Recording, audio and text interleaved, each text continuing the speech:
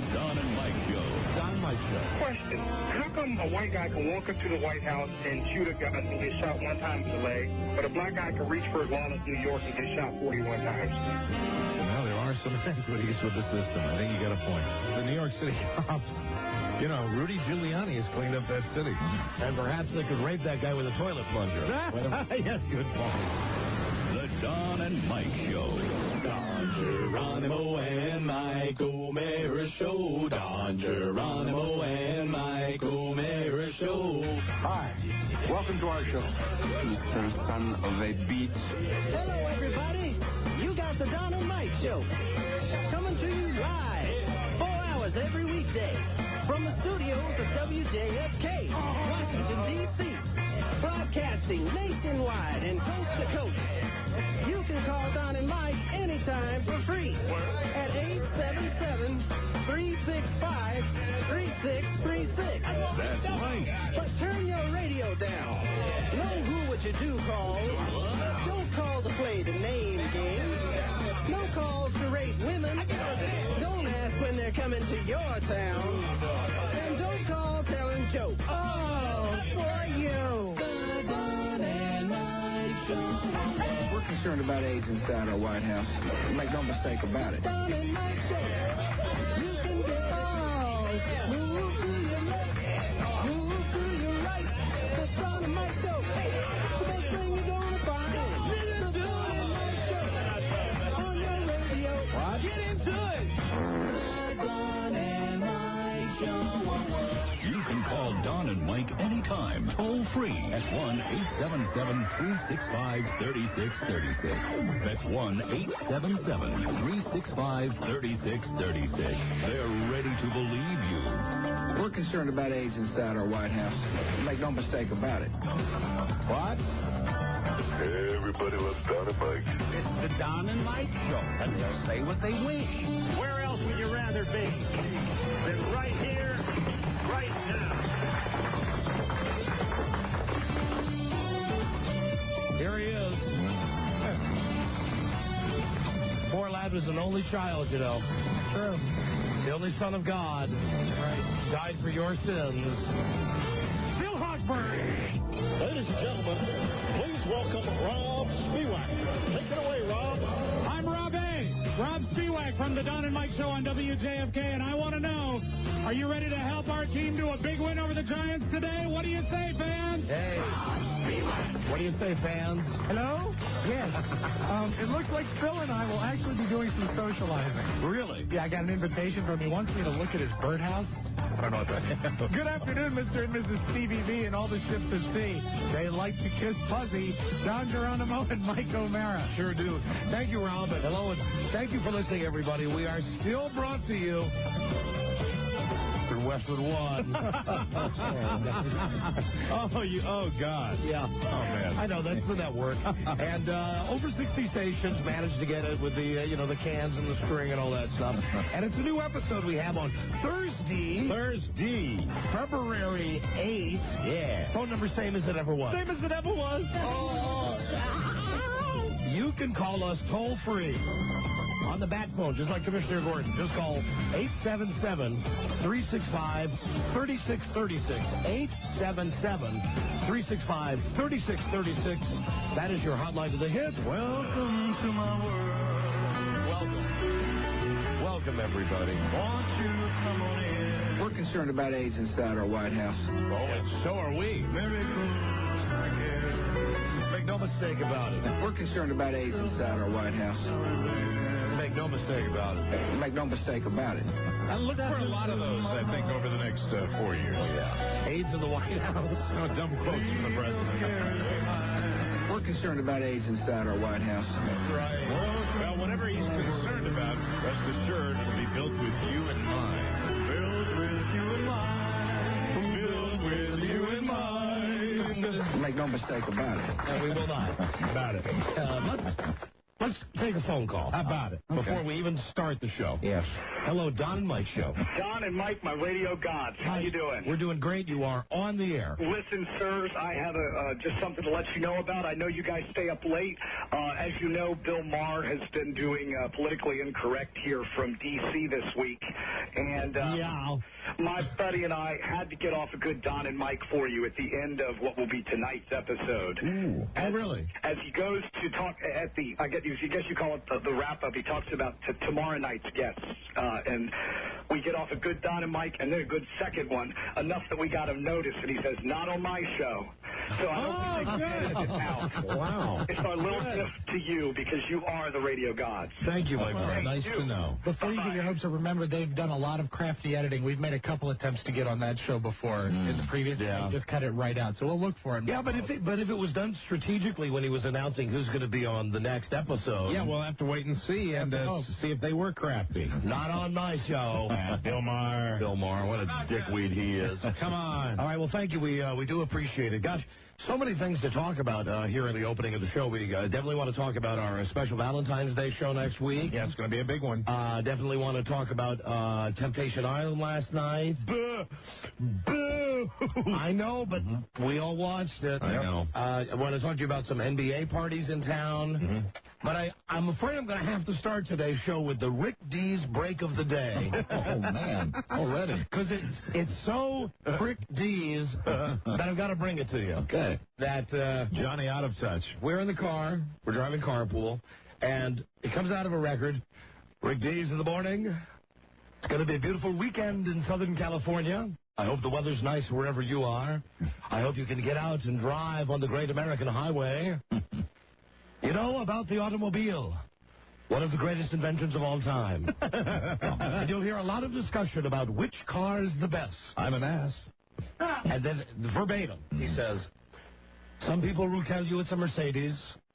Some will say it's a Lamborghini. Some will say it's the Rolls Royce. But I'm telling you, for the finest automobile experience, there's nothing like a Bentley.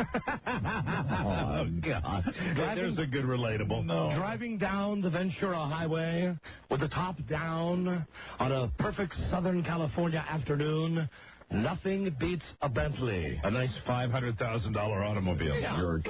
Right. Everybody can really relate to that. Really, what a jerk. That is the Prick D's quote of the day. Nothing like a Bentley. There is nothing like a Bentley. What a jack. And I'm sure most people had the reaction that my son did. My son said, Dad, what's a Bentley? What's a Bentley? I'm sure most people probably don't know that aren't car junkies. I said, a Bentley is like the most outrageously priced car in the world. It's a car that's the price of an expensive home. And then finally I said to him, it's the car that Hank Kingsley drives. Kingsley! Hank Kingsley. It'll be money. Right. All right, so that's the D's moment of the day. Now, about Temptation Island. Listen, that show sucked last night. Totally sucked. But I could not tear myself away from it. And I think the reason it sucks so bad is that they're stretching it out. Yeah, they're stretching it out, and I think the dumbness of the premise is coming to the surface a little bit more. It's a dumb show. That didn't bother me so much. I've known it's dumb every week. I know, but yeah, didn't you find last night the dumbness really was right up there? You know, they just seemed to be interviewing them about nothing. They didn't have anything to say. Did you watch it, though? I couldn't tear myself away. Okay. And I love the West Wing. West Wing's one of my favorite shows, and I couldn't pull myself away from Billy Cleary. Okay, and there's two main things from last night's show. First, all of the girls who they brought via boat on this island to be the swinging single girls, they were given the choice of which of the three boyfriends they liked the best. I was amazed that like 80% of the girls said that Billy was their favorite. Yeah, because look at the type of woman who would go down to that whore island. They would, these are women. I'm mad at the Temptation Island. I was angry throughout the entire show last night. They like Billy Cleary because he's the kind of moron that, the girls always like. Girls like bad boys. But you weren't so mad that you changed the channel, were you? No, it was horrible. I was mad at myself, too, because I could not get off that subject. I couldn't figure out. Then when they brought all of the single guys, and they asked the single guys to pick the one girl that they liked the best, they picked Ed Moose. You know, of the 3 girlfriends, which amazed me. They all picked the Moose. I really thought she might be when they started. And I think the first 2 guys said Mandy. I'm like, well, here we go, because they're all going to say Mandy. That's going to be a clean sweep. And and then slowly but surely it started to swing. I don't even know her name. Yeah, was it Shannon? Is that her name? Shannon, that's right. You know what was funny? Shannon, who not only is like the biggest boned of all the 3 married or the couples, right? Yeah. But Shannon also seems to have the worst attitude. But they all liked her. She's always like sitting there with a sullen look on her face. Hey, you know what I did think was funny was when the girls were picking their favorites. Yeah. And nobody picked the guy. Andy on the extreme left. And Andy got like furious about it. Did you see that scene where he was looking for that ugly red-haired single girl? Oh, the girl that he was positive. Yeah, was going to pick him. The last one, the Cyndi Lauper lookalike. The last one when he said, Pinky's my girl. Pinky will take me. And then after the fact, she goes over and starts consoling him. And then when they show her walking away, she's like, he is so not my favorite. Did you hear it when she said that? Yep. Yeah. So she dissed him walking away, too, and all he was doing was sitting there pouting the whole time. He's the biggest ass of everybody on that island. Close race. Yeah, there are lots of guys. I mean, you know what? I'm surprised to say, of all the guys, the tan pretty boy is the one who's least offensive to me. Oh, no, he's as big a dick as the other 2. Billy Cleary is Billy Cleary really. Billy Cleary. It's just the kind of guy you'd always get into a fight with at the Hello, my name is Billy Cleary. I'm Billy Cleary. Turn that light off. This is my life. Turn that light. It's my life. I'll fight you. Idiot. What a dick. So, and then the other guy who's just, nobody picked me. You know what else is funny was the girl, I don't remember her name, but she was one of the singles who all 3 of the guys picked as one of their final 3. Then when she wasn't picked, she had a good old whore cry sitting on the corner by herself. She's like, I can't believe I'm not their favorite whore. I couldn't believe it. And she, it's from a physical standpoint, it doesn't do it for me at all. I don't know why. She's got the big bug eyes. Well, she was cute, I thought. She's got big, like, anus eyes. Compared to the other girls, she's doable there. She's doable, but the one that is it with the Kaya picked, the one that Kaya picked for his last date. Right. Good job, Kaya. Because I thought she was a turbo hottie. And Billy picked the whore. Billy picked... Yeah, he picked the whore who he's going to bang. The biggest whore. It's clear to me that both Billy and Mandy are the 2 whores of the world, and they're both going to do their thing. This is Billy Cleary. Billy Cleary. I will pick the woman who said she would do anything because she is so beautiful. She's beautiful in that haggard whore way. But even as bad as it was... Right. I don't watch The West Wing. My option was to turn on the Dick Van Dyke Show. I could not tear myself away from Temptation Island. And as I sit here and I listen to myself and I hear the passion, I suppose I was into it too. It made me mad last night. It's the first time, I think last week's episode I thoroughly enjoyed. It was just fun to watch. This week's episode just made me angry. It was almost too contrived, too much crap going on. And I think it's because they only planned to run the show like for 6 weeks. Right. They realized people are watching it, and they stretched it out. And so now you're getting a lot of the filler crap that would have ended up on the floor. You know what it is with Temptation Island? When I watch Temptation Island, I just can't get the feeling deep down inside that I'm just being scammed, that something ain't right, that this whole thing is just a big pile of crap. Yeah, but then you got to add in the factor that maybe it's a pile of crap that the producers know what they're doing. No, I don't think the producers. I think it's the couples that just... Oh, come on. You mean to tell me that Billy Cleary has the intellect to pull this off? Not necessarily Billy Cleary, but it just seems to me that this whole idea, and I'm not even sure whether they conspired with each other, the couples. I'm just saying, all these couples, they're all BS.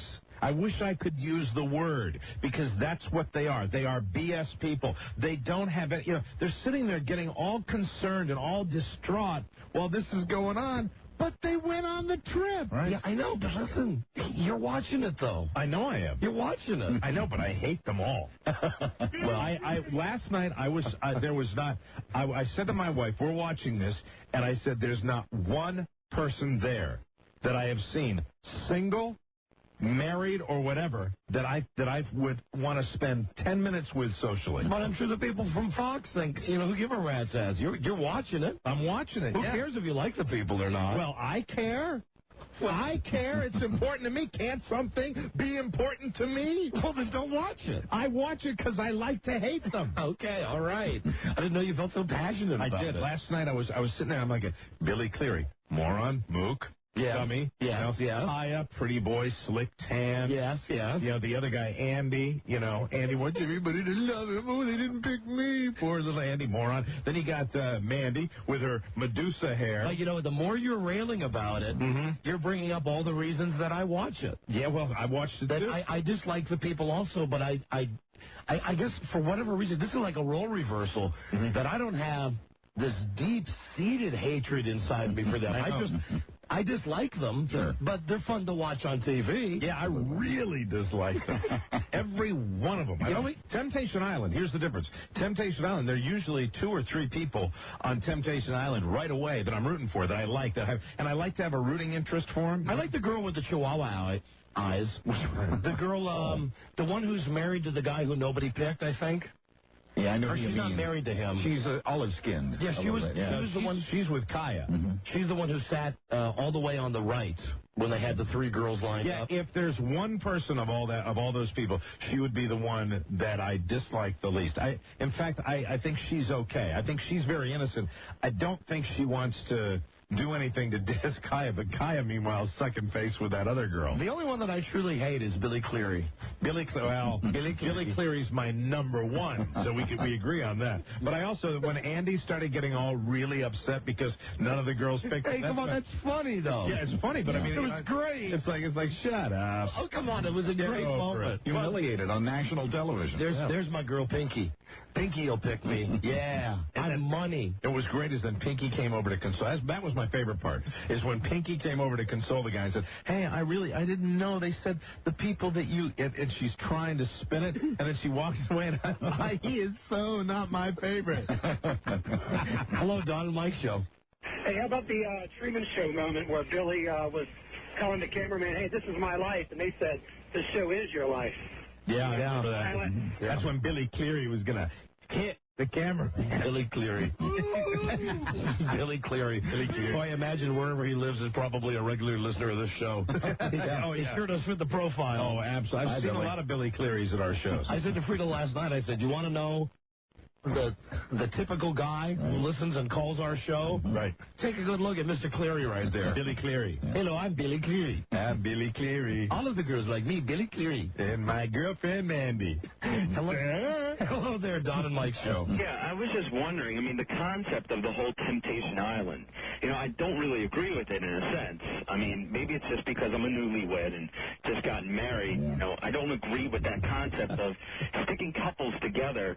And, I mean, I sound like I guess I sound like a goody two-shoes. F you. Call me. No, you don't. No, don't tell him. No, I agree with him. Call me after you've been married for a while. But I agree with the guy. I mean, anybody that has any, anybody that has any self-respect would not go on that show. Me doth think the fine gentleman from Virginia protests too much. Well, I don't understand. Explain that. Explain that. You're mad. You're mad at the concept of the show. You're mad at the people on the show. Yes, yeah. I mean, I am. Why do I? But what do you mean by I don't protest too much? What is your point? You keep saying how much you hate it, and you hate the concept, and you hate the people. Right. Yet last night from 9 to 10, yes, you were right there. I guess my point is, if you really hated it that much, I'd turn it off. You wouldn't watch it. Well, it's like people that hate us. They can't tear themselves away. It's the exact same thing. I watch it now, but I didn't watch it last week because last night I hated him. And I agree with that guy that the concept is kind of BS. But no, I'm not saying that I turned it off. I was right there. It's the same reason that we were all sucked into that Osmond movie. Yeah, we weren't truly entertained for a moment because it sucked so bad, but we couldn't tear ourselves away. And I just think that guy was calling was kind of a pussy just because he was, just a newlywed and stuff. Well, it's just the people. Because I just got married. I don't know. Maybe because I got married. Well, look, I got news for you. I've been married 20 years. I enjoyed it. Okay. Yeah, but you would never be on that. You would never do that. You and your wife, at any stage in your relationship, we wouldn't, would not have done that. That's what that guy was doing. That's what he was saying. Yeah, but what I'm saying is let him get a couple of years under his belt. Right. Especially then if he doesn't enjoy other couples whose lives are going in shambles around them. So what you're saying is if you want to really make Temptation Island even better, you take people that have been married 15-plus years and bring them down to Temptation Island. Hey, now there, okay, there, you want to know? You know, then you'd have some more chips on the line there, you know? There you go. You have people that have maybe, gone through counseling and it hasn't worked. And That's how you up the ante. You have them because then you'd get some real winners. Hello, Don and Mike Show. Hi, radio guys. First off, I want to say I'm mad at Don. Well, because you made me watch that stupid show. I never watched it.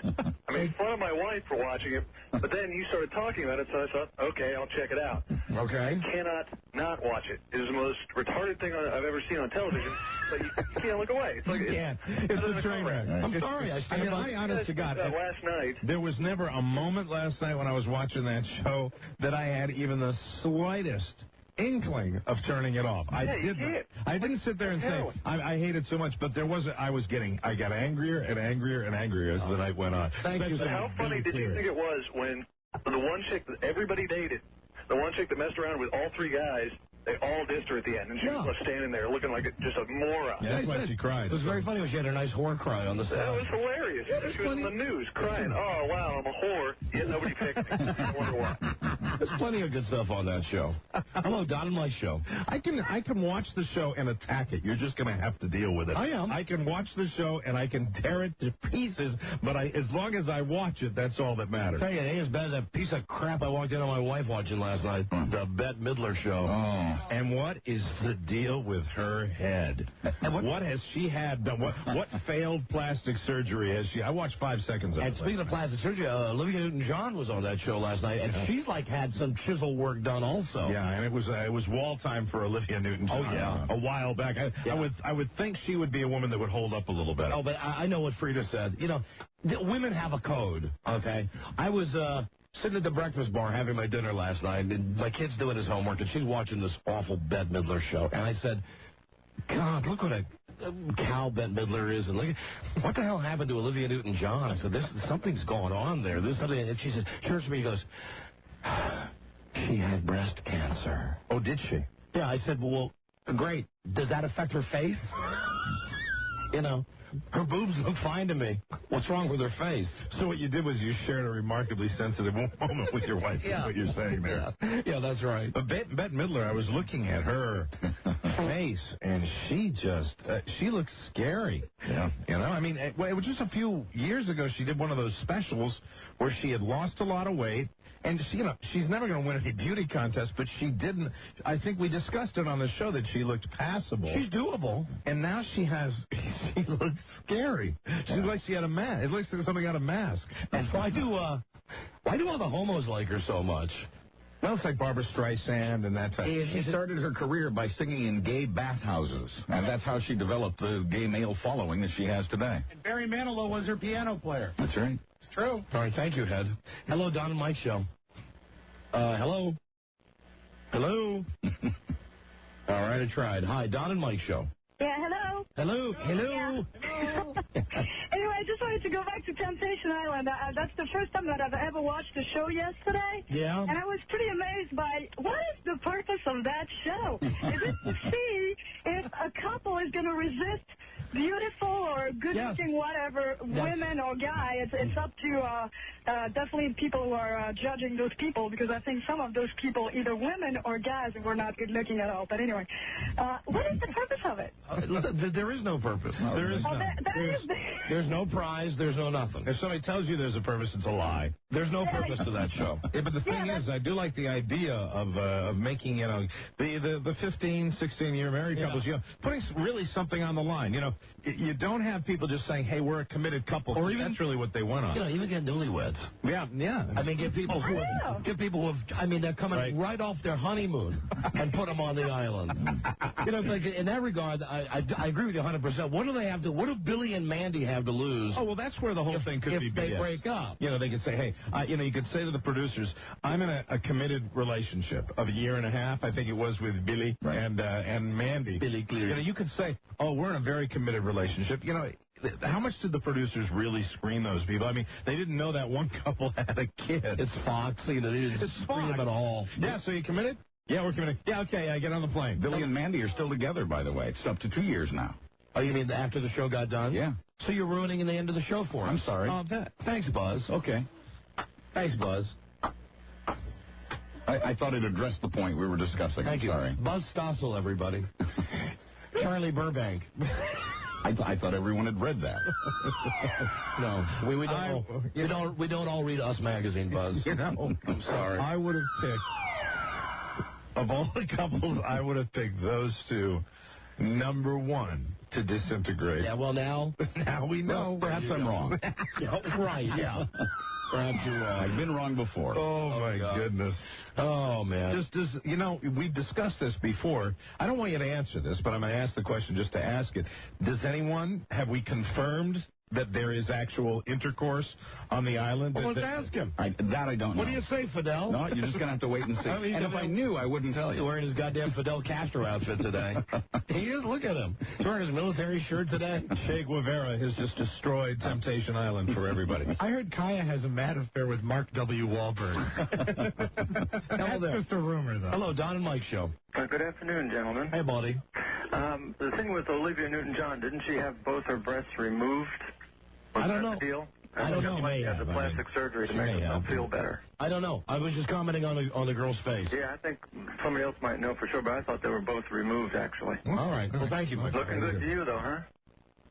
Yeah, no, she didn't look. I mean, yeah, her body looked fine. Her face didn't look as good as I would have expected it to look. Her face was shinier and was more, it had more distinct lines to it, like someone had with a hammer and chisel on it. If she, beat breast cancer, more power to her. That's great. Congratulations. But I was staring at Bette Midler and just wondering what plastics, whether she has had plastic surgery or it could be that she hasn't and now gravity has just turned her into something. Yeah, I don't think Olivia Newton-John had face cancer.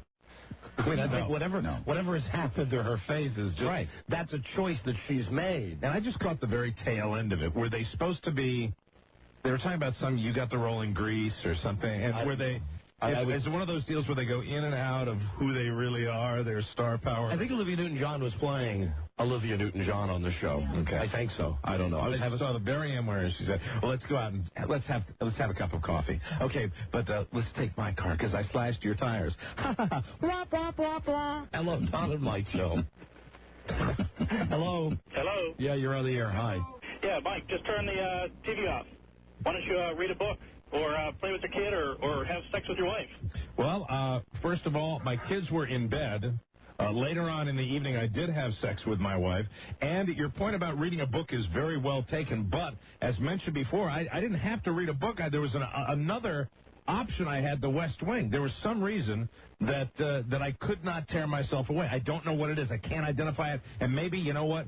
Maybe I'm mad at myself for watching that. That might be what it is. I'm mad at myself for watching. Hey, can I suggest a book? Yes. It's a bestseller. What? The Bible. It's not as great as the latest John Grisham thriller. That's right.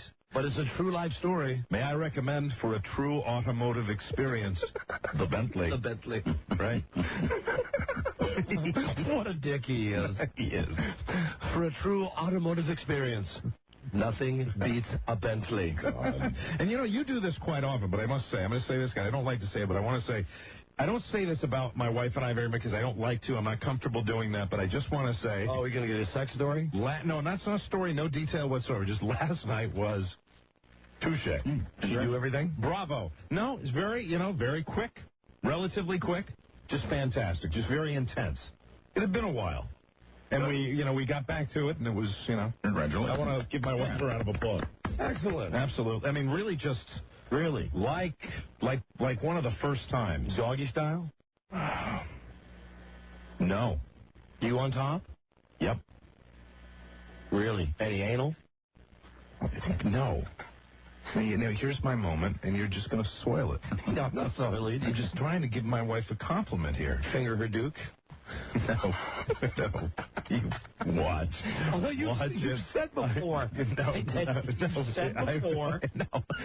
said before that you had your hand in the area. No, none of that. No, just simple, basic intercourse. Yeah, just real passion, and it's we'll be 7 years married, I guess, in the the end of the summer, and it's just after it's good to know that that's still, you know, she's been working out, I've been working out. It was very, very, very strong. Good. Very, very good. And I feel, you know, maybe that's why I'm just so full of everything today. You gave it to her. I felt like sometimes you do that and you really want to stand on the bed and you want to go, so it was good. How was it for her? But I do feel like maybe I should have read a book instead of watching. How was it for her? I have no idea. Okay, that's my boy. She indicated to me that it was good. But she always does that. She's like many women do. She always says. But I got the impression, you know, you know how I can tell? I can tell the morning after by the way we get along, and it was great. So that's how I can tell. If in the morning it's like, would you please take Elizabeth to school? Then I know it's not that good. But I just felt I had to vent. You know, I'm full of energy. Yeah, I've noticed that. That's good.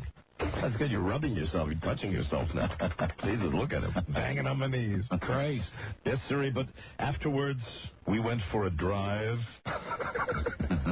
For a true automotive experience, the Bentley. Nothing beats the Bentley. God. The Bentley. What an ass. Well, I know. Maybe the bloom is off the rose for me and Frida, because I banged her a couple of days ago and didn't even come in and tell you about it. Really? Yeah, well, I mean, I bang her all the time and don't tell you about it. Mm-hmm. Well, now it's going to be a competition. What? Well, now if you're going to start talking about your sex life, I'm going to have to tell you all the times I bang my wife. No, I'm not going to do that. That's what, I mean, I felt like doing that today just because it was so wonderful that I thought I'd share that. I don't do that very often. I don't know how my wife feels about me doing that either, but I just felt like saying something, but I don't know. You know I don't. You know why I don't? Because you just do that Inquisition thing. You start talking about fingers and the Duke. Give me the Inquisition. I'm an open book. Do you know what do I do when you're telling your stories? I want to crawl under a goddamn rock. Why? They're beautiful, tender love stories. They make me oogie. You know love stories. You talk about the more detail you get, the more I want to be in a different state with you. I want to tell you one thing. It was not yesterday, day before yesterday, when my wife got up, she had to get a towel. She had to get look on your face. A towel. A towel to go down there. See, you are much more at ease with discussing that than I am. Because there was so much of me. Makes this show great. That was there. You are, right now. She got up and she went. Right now, I'm starting to put my elbows together. She got up. We got done, and she went. She stepped off the bed. She went. Oh, and, it was drip, drip, drip. That's why you need the new ceiling or something, right? Oh, no, that's the roof. No. You weren't doing it up on top of the roof. We were not, no. Need to get a new floor. But I look at that with pride much the way you did. The fact that there was so much of me left in there that when she got up, intense, was actually overflowing. Intense, okay. See, that's why I don't give you the Inquisition. You're much better at the sex talk than I take it back. She didn't. I can't say for sure she grabbed a towel. She might have grabbed one of my socks. Well, whatever's around. Yeah, whatever was there. Oh, your feet, though. Yeah, I know. Did she go with your sock down there? I think it was her sock. Oh, I hope no, so. No, it was her sock because I never take my socks off. Okay, good. Yeah, it was her sock. If she used your sock, there might be. Yeah, I know. That could be very problematic. She have a combination of athlete's foot and toe fungus on her puzzy. Not good. All kinds of problems. Oh, God. Well, good for you. I feel kind of energized today. I really do. I feel different. I feel like, you, Tarzan. Way to go. Good. Yeah. Now go home and do that again tonight. Oh, I might. Think about it. But I'm not going to report on it, so you won't know if I did. Oh, yes, I will. No, you won't. Yes, I will. No. I'll know. No, you won't. I'll know. No, you won't. Because now I know how you act after you get some and you're all happy about it. Well, no, I get some all the time, and I don't come in here and do this. It was just particularly, it's just a good feeling. It's one of those, would you agree, both of you gentlemen have been married a lot longer than I have, and I will tell you that there is something, when you get into a marriage in a significant amount of time, and I'll say 5 years is a significant amount of time, you still, it just feels good to know that that's still that good.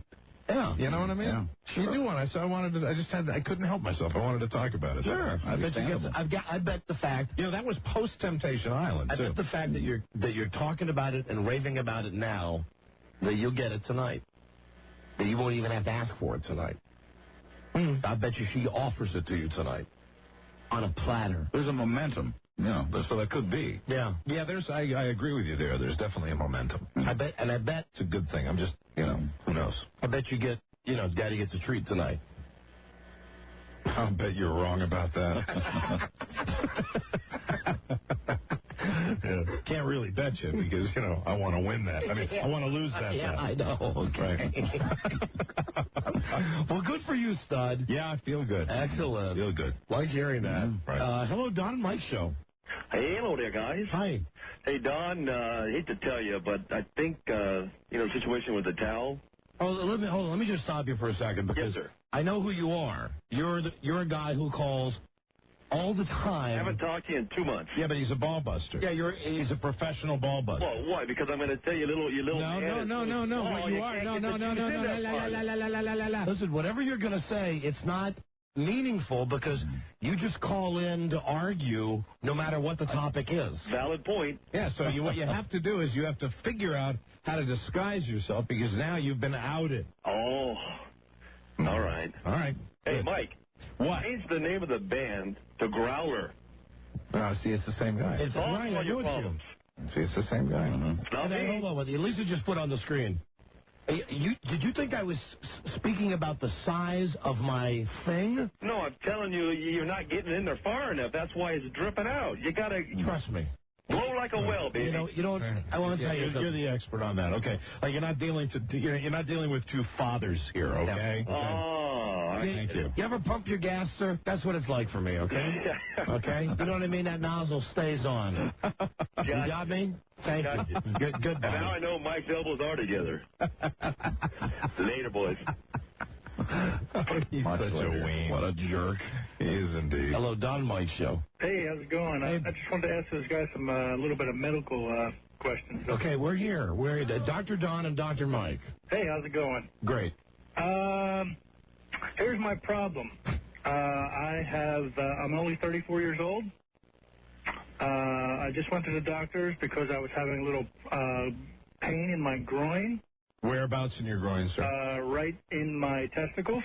In your balls, okay. Okay. Well, I'll try to use the regular terms for it. No, that is the regular term. That is the official medical term. In your balls. All right. Well, I don't want to get too dirty. I don't want to get you guys in trouble. No need. So you had trouble with your beanbag.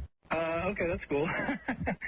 I also had some pain, like, in my inner thighs and some shooting pain that went down into my feet. So I went to the doctor for that, and this went on for about 6 months before I did anything because I'm a moron. So the pain went from your balls to your legs to your feet? Right. Okay. So then I go to a doctor, and he tells me, okay, well, let's take a couple tests here, and I had to show up with a full bladder and all that crap. My elbows are coming together again. I wanted to point that out. Okay. Yeah. Mine are wide open. Cut to the chase. All right, so I get he does a urine test on me and says I have sugar in my urine. Mm-hmm. And then they do a blood test on me, and then they say my blood sugar was really high, and then they had to do another blood sugar. Did you hear Buzz doing the test? Buzz, make that sound you make when the sugar in the urine. Sugar in the urine. That's how the doctor tastes it. Test it. So you have sugar in your urine, BFD. Right, but the first time they took a test, it was like 405 was my sugar count. What is the point, sir? Will you get to the point, please? We're not doctors. Why did you have a shooting pain in your balls that went down to your feet? Is it because you have sugar in your urine? Well, I have no idea, and that's the other thing. Because of all this, I haven't had like an erection in like 6 months. Well, have you been to a urologist, specialist? That's what I'm going to now, but I'm asking this guy if I believe you're gay.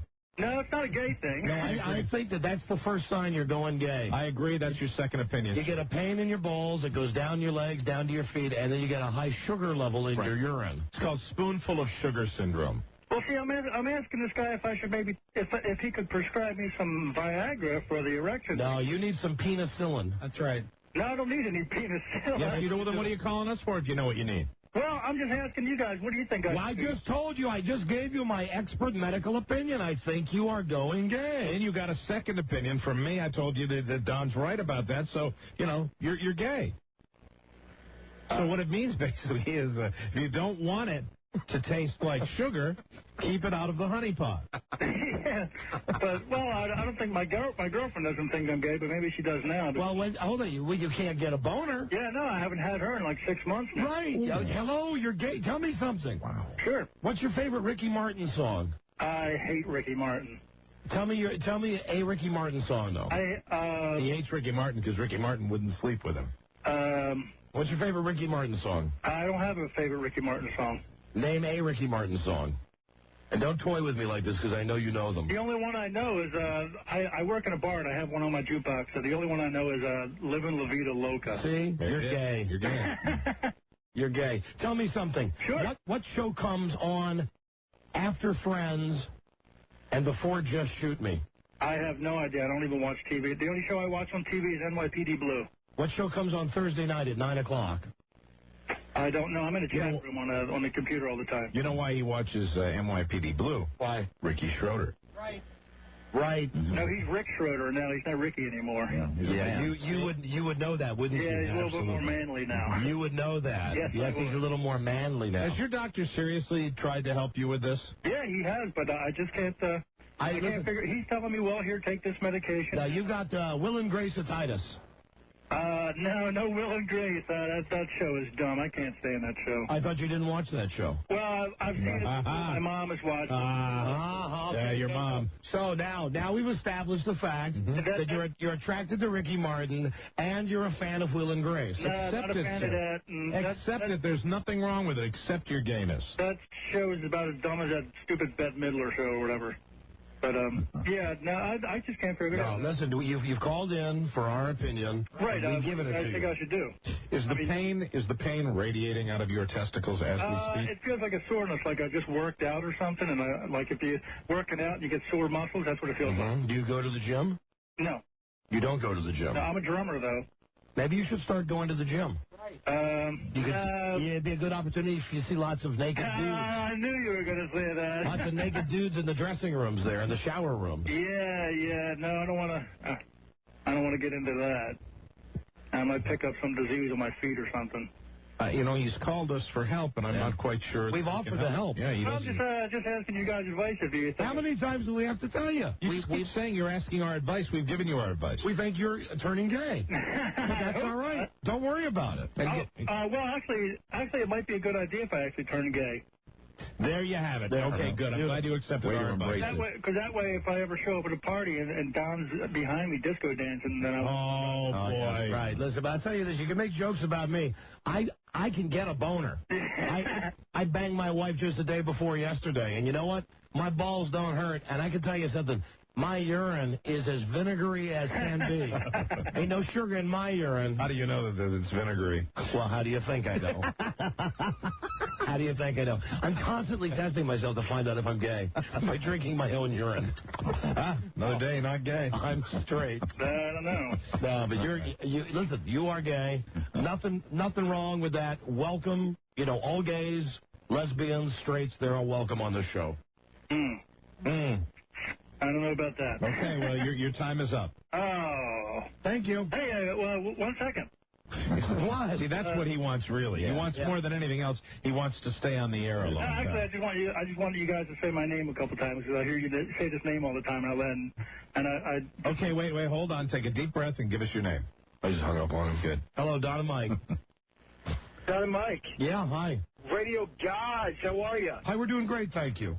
Good. I was calling because Buzz, we haven't heard a lot about his sex life lately. We've heard about the wife swapping in the past, but I was just wondering because Don, we've heard about yours, and Mike, we've heard about yours, in this past few days. Buzz, how's your sex life going with your wife? It's good. It's active. It's solid. It's happy. The swapping thing, that was a long time ago.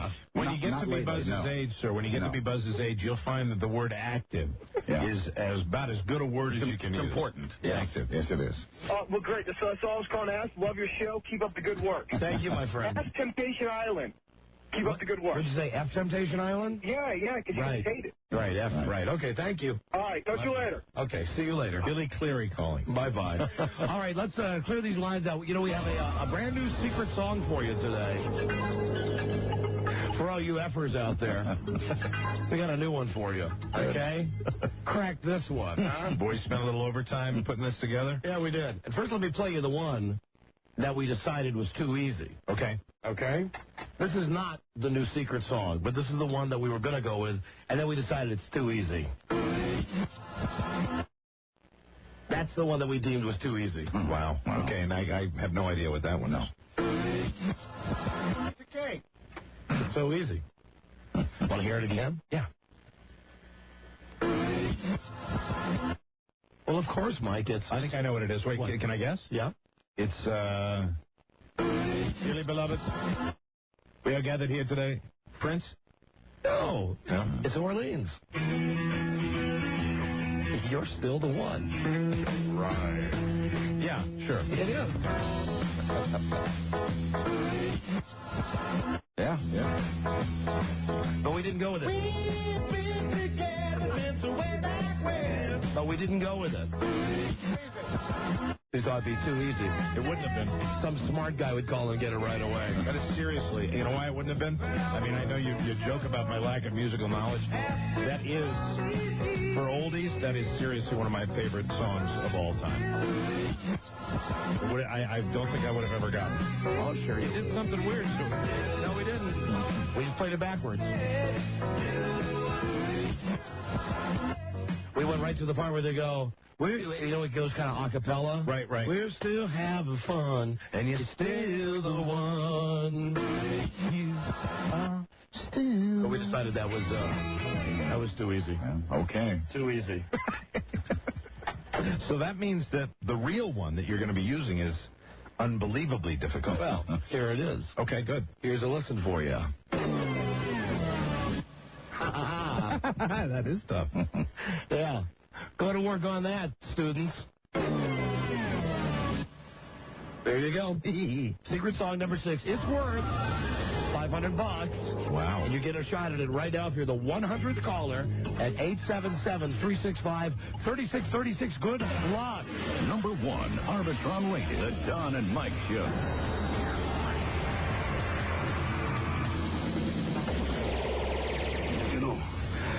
It's a funny kind of a thing, but, I feel better after I got all that off my chest. I feel like a load. A load is off my shoulders.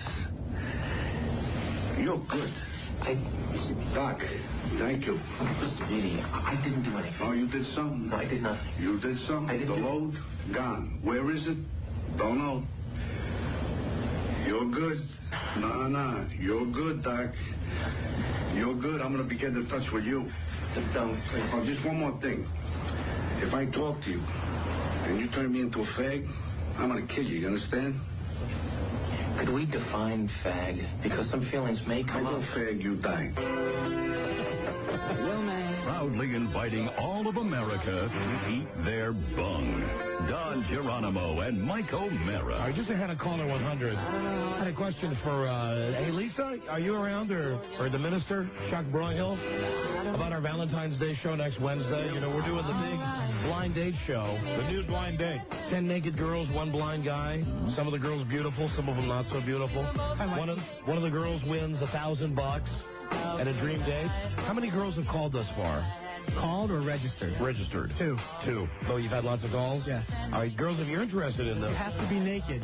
Yeah, you got to be nude. Yeah, we want to make that clear right up front. But the guy won't be able to see you nude. The guy will be blindfolded. We're looking for 3 knockouts, 3 Playboy types, 3 normal girls. 3 girls. Wait, who's on the screensaver today? That's the local anchor woman. What's the name, Rob? Gunir Dinza. All right, she'd be in Gurveer Dinza. She'd be in the 3rd group. The girls that really aren't quite knockouts. You got your knockouts. Right. You've got your hotties. Right. You've got your big boned women. And then you have the booby prize. We've got one Broomhilda. Right. So God, please let it be the Cher lady. She's never come down and participated in any contest. Yeah, she probably won't. But she'd be the perfect booby prize. So girls, what we need you to do is to call Charlie on his voicemail or call Lisa.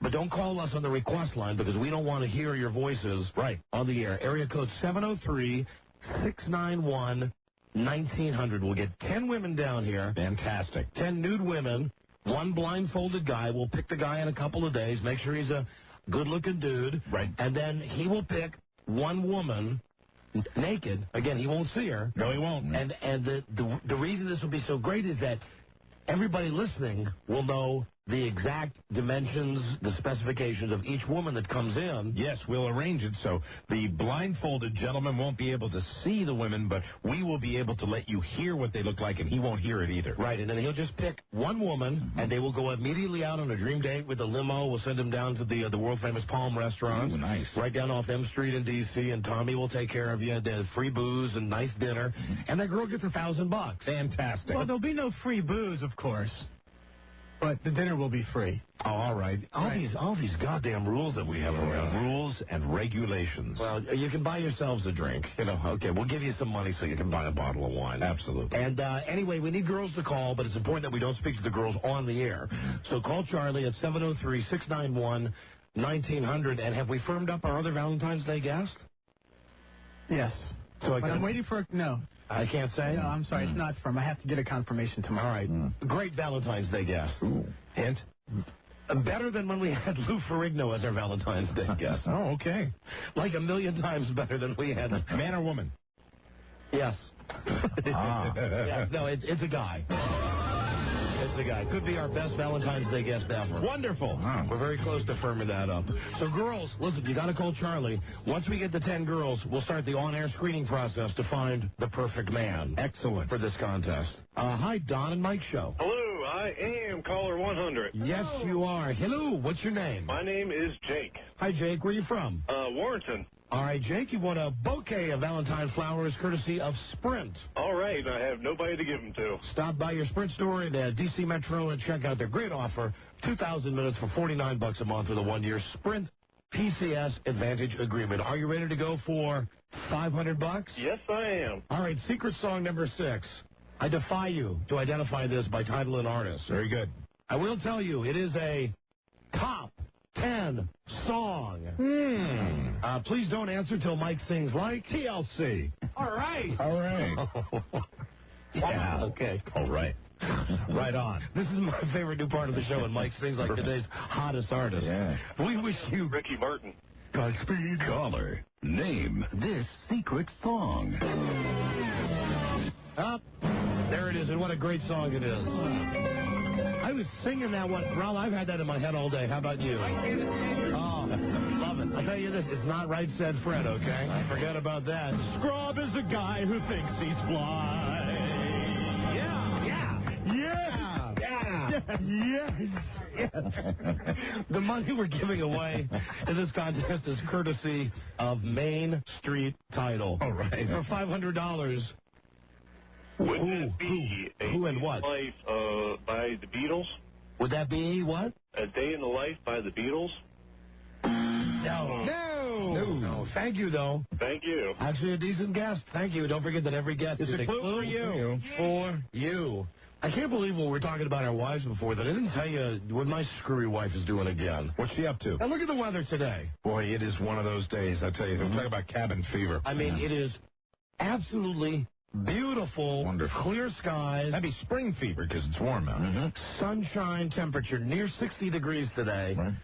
I come back from doing stuff today, and I come in, and she has her big seasonal affect disorder lights. Her big fluorescent light on.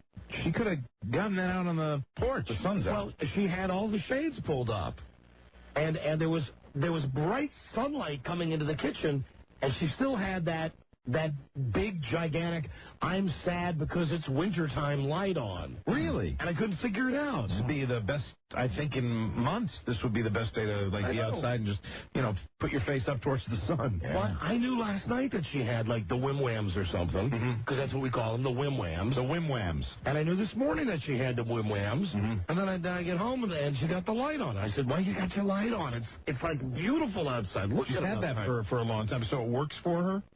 No, I don't think it does. I think she still got the whim-whams. The whim-whams. But anyway, I just thought it was retarded that on a beautiful sunny day when she had all of the blinds in the house up and there was sunlight coming through every single window. It's going to be even nicer tomorrow. That's right. That she had this gigantic fluorescent light on today. They're saying, don't go by what they say, but they're saying maybe upwards of 68, 69 degrees tomorrow. Yeah, believe it when I see it.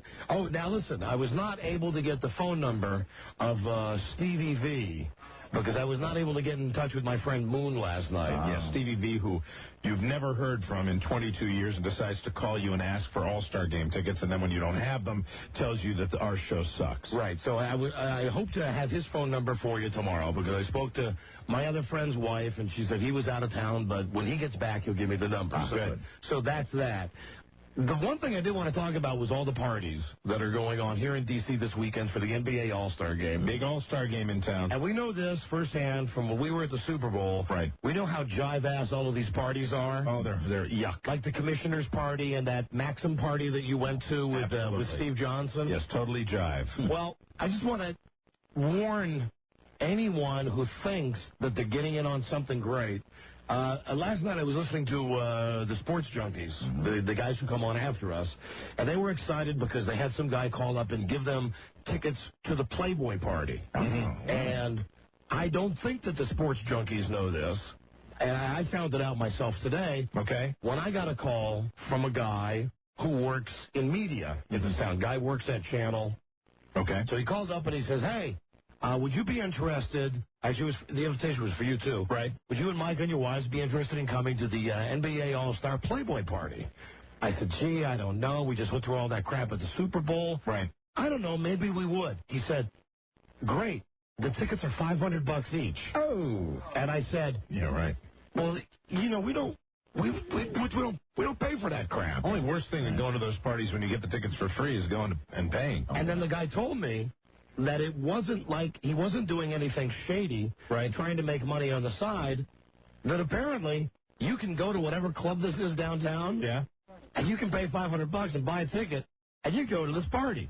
So it's really not exclusive at all. Yeah. Oh, thank you. And, at least for my money, it's not a party. It's a fundraiser. If you have to pay to get in somewhere, right, exactly, that's not a party. And if anybody can go, it's not exclusive. Right. I mean, if all you have to do is reach into your wallet, break open the piggy bank and go to this party, it's not an exclusive shindig. Right. And, the guy said to me, well, no, listen, you might want, some of your favorites will be there, Alonzo Mourning, he named a lot of players that I like. And I said, well, see, even if I did pay the money, I know. And you know what that means?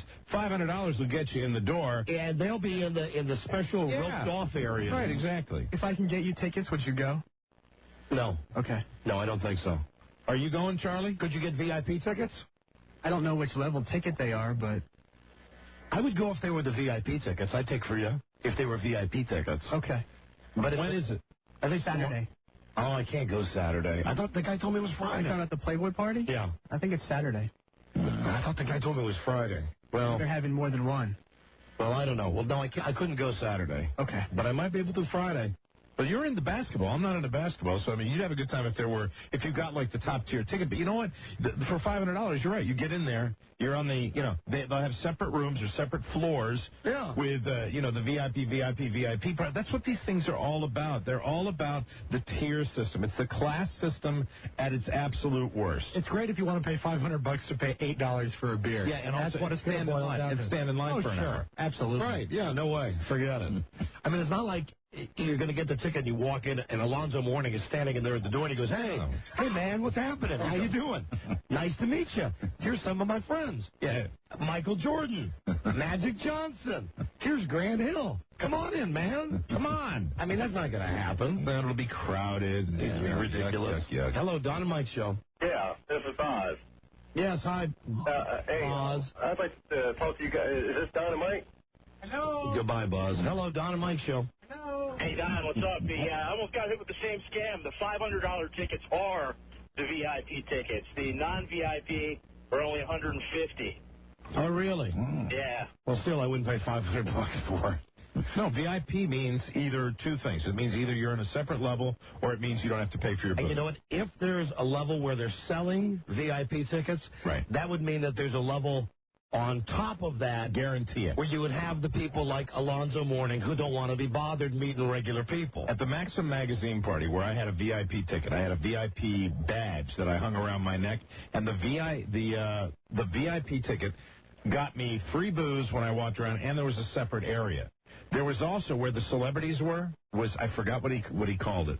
The big, because I walked in there like I was going to walk in there, and they stopped me. I said, I thought I have this ticket. He said, no, this is the reserved area. Yeah, right. So inside the VIP area, there is the reserve. It's just, of course, they keep it going. Just another chance to get screwed. That's all it is. Charlie just said my farting guy is here, so bring him in. Absolutely. Now listen, I guess I have to take responsibility. He just told me he's better than Tommy Hilfiger. Mike has booked a guest on the show. Mike told me last week that this guy who works in a music store, the Guitar Center, this is Bill, and he works in the drum section back there, and he said, I heard that guy Tommy Hilfiger, I can do a lot better. He claims he can do a lot better. He didn't give me an example of it, because, he was obviously a business at the time. This is your first ever booking on the show? Mm-hmm. Bring him in. This is Bill. The guy with the long hair? No. He said he has another guy that does the same thing. So there might be two guys that do this. I'm not sure. If the other guy doesn't do anything, we can kick him out of here. Tommy Hilfiger will be a tough act to My man. Hey, Bill. How you doing? My man. How's it going? My man. All right, now, Bill, step up to the microphone. Hi, Bill. How you doing? Bill, this is Don. Hi, very nice to meet you, sir. This is Rob. Hey there, Bill. Hi, nice to meet you. Bill's a very good drummer, too. Now, Bill, drummer. I understand that you think you're better than Tommy Hilfiger? Yes, that is true. Okay, let's hear what you got. Okay. All right, here we go. Now, where do you want the microphones? It should be. How do you want to do this? What's that? As near to my butthole. Robbie, put the mic, put either mic 3 or 4 right down by his butt. Again, he goes to the floor. Okay. All right, now you're going to do it from. All right, he's doing the same technique. Well, it looks like he's doing the same technique. He's meditating. Oh, got a bad mic cord there.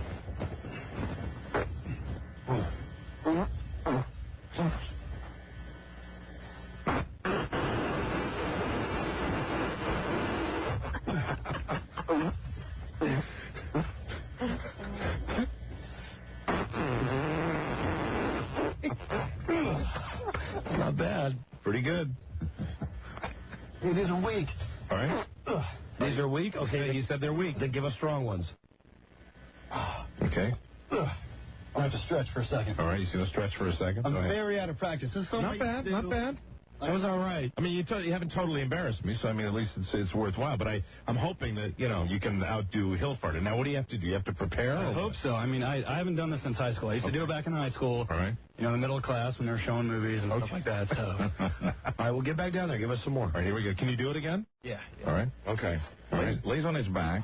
Have a nice sip of Coca-Cola. Leans on his shoulders with Coca-Cola. Puts his feet in the air. Okay, knock us out. I don't know if this damn people can do this at all. All right. Knock us out. Now, what are you doing to your stomach? Wow us. Kind of warming it up. All right. Okay, good luck. It's like pushing his hands into his stomach. Pressure's somewhat off of me now, because, I mean, at least he did do it. Yeah, he did. Yeah, but I'd like to, I'd like to really see him blow Tommy Hilfiger. Yeah, but he's not as good as Tommy Hilfiger yet. Not yet.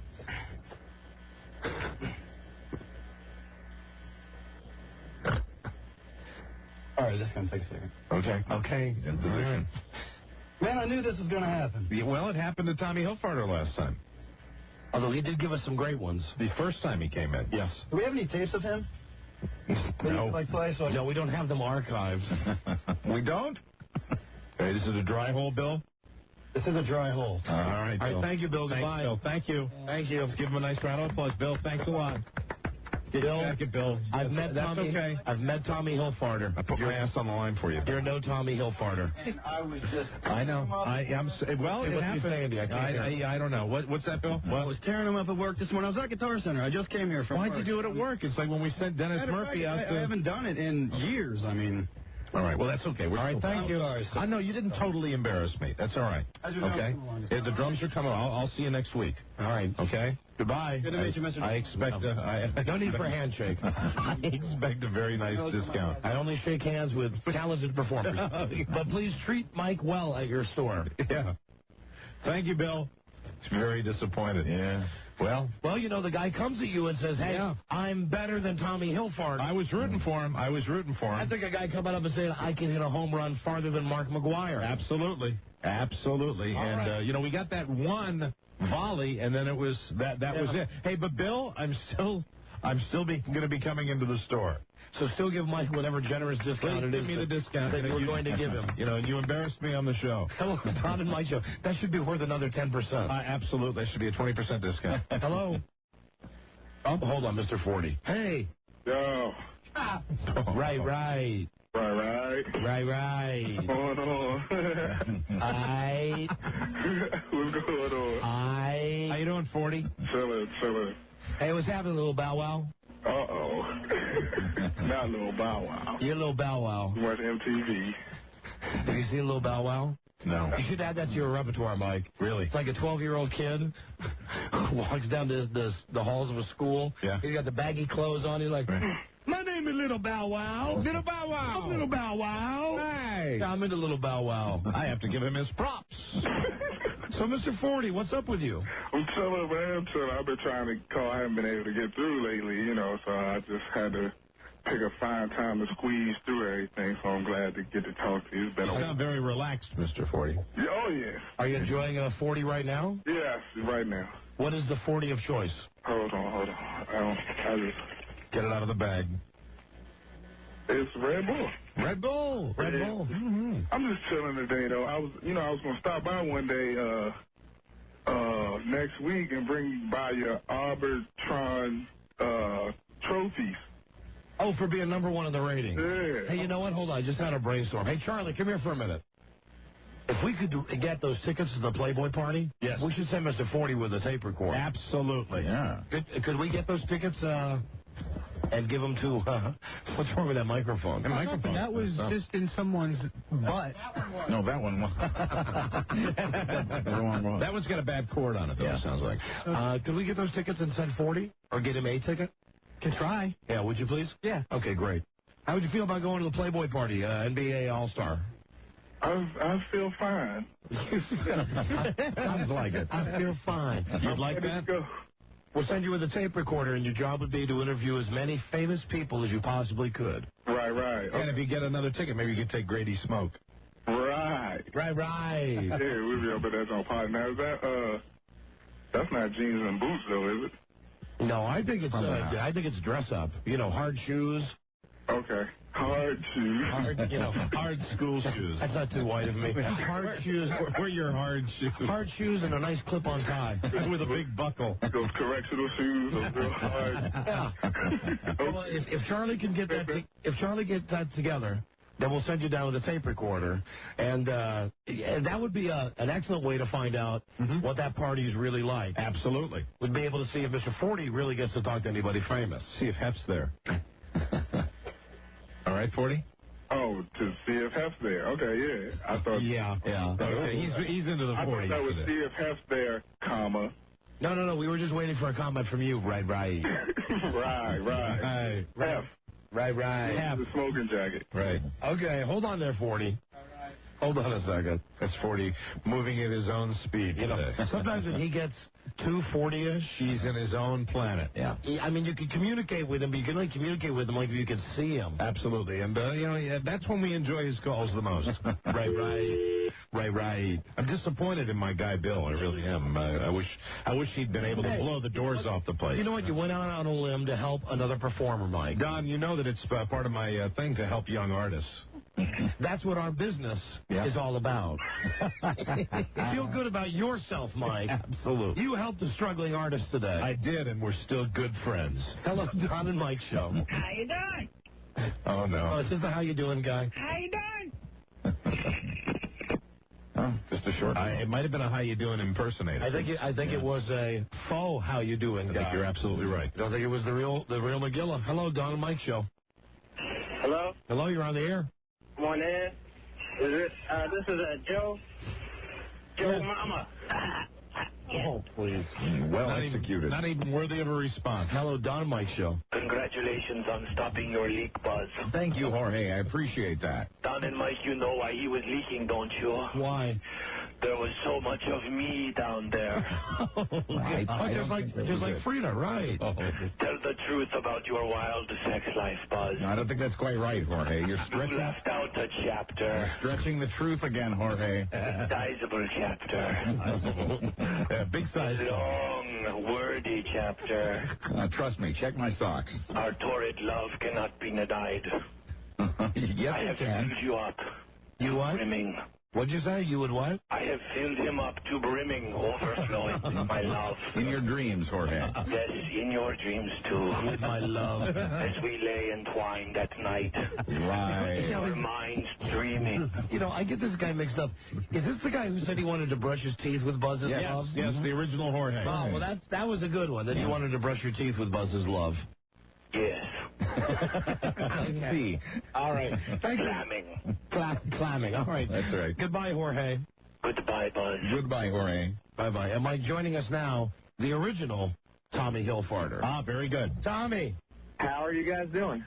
Tommy. Well, that guy came down and said he was better than you. He was not quite as good. I know. So I was listening. I said, oh, man, I got to call in and say what's up to you guys.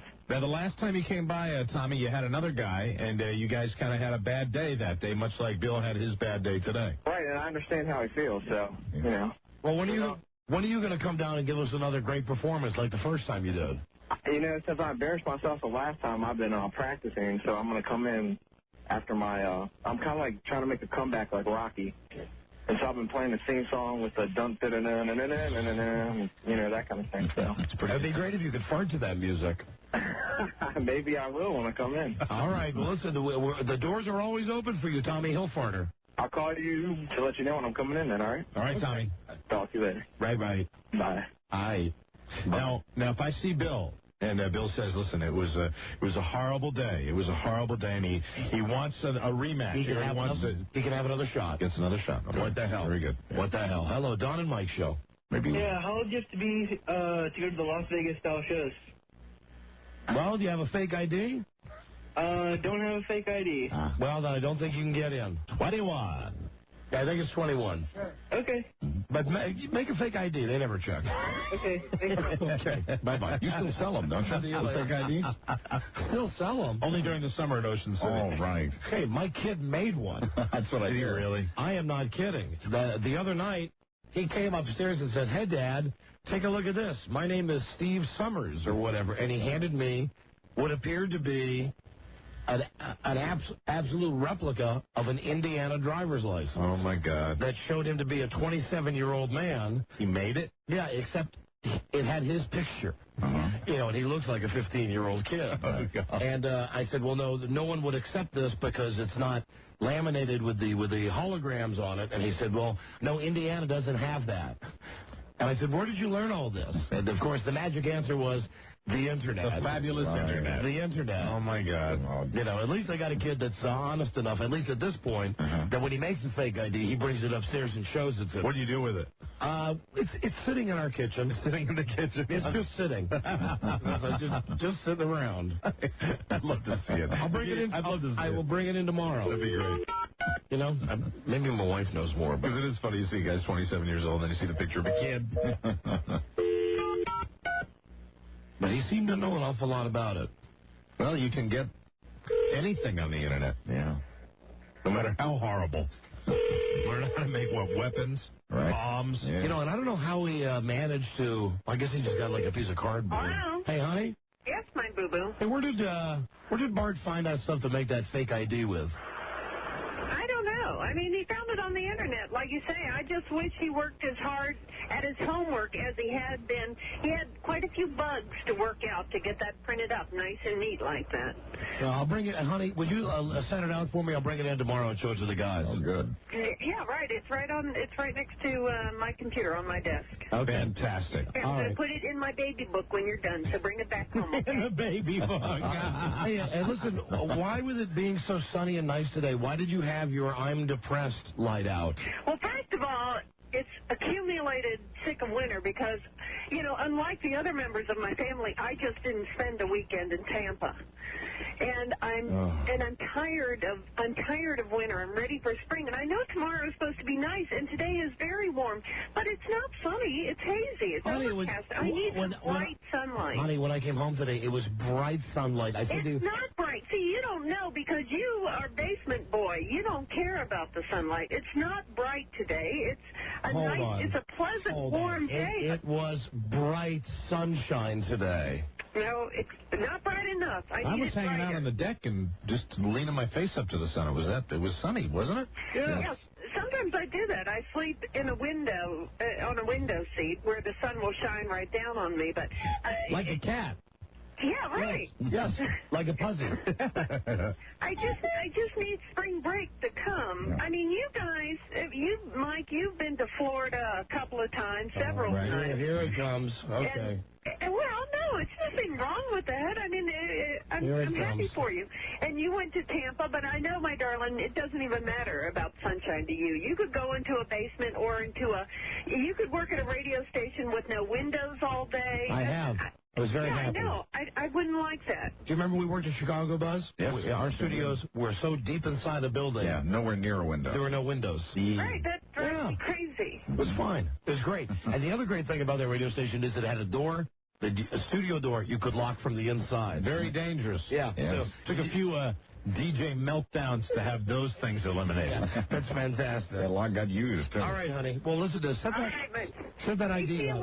You know, that would be a nice Valentine's Day present to jet me somewhere warm for a weekend.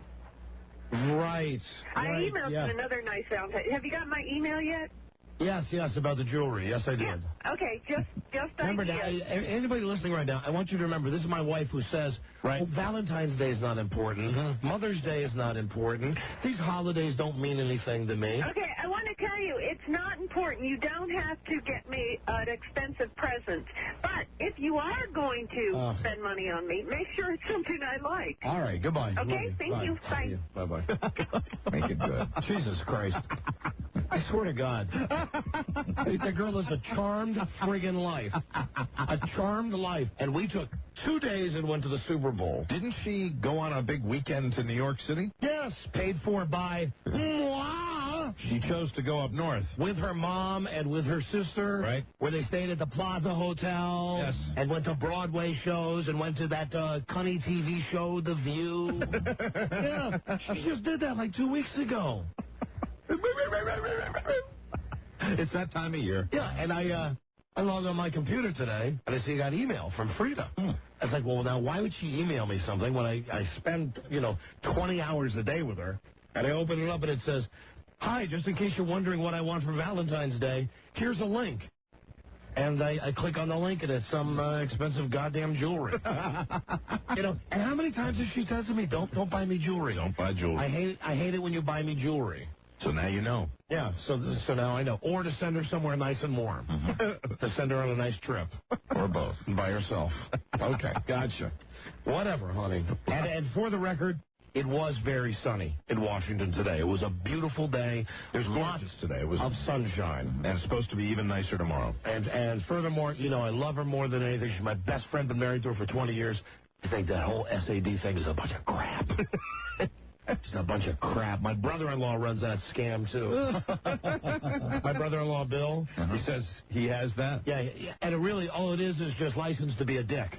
It's like, hey, what's wrong with Bill? What's wrong with Frida? Oh, seasonal affect disorder. Well, isn't everybody depressed this time of year? It's that time of year where, everybody's back at work. The holidays are over. We're back, nose to the grindstone. And I think I talk to a lot of people who say, God, I hate February, right? Yeah, but you know what? We don't make up a fake disease, though. Nah. And keep in mind that, she went out and bought, all these contraptions that are all over our house. Don't they use those up in Alaska, too, where they have nighttime?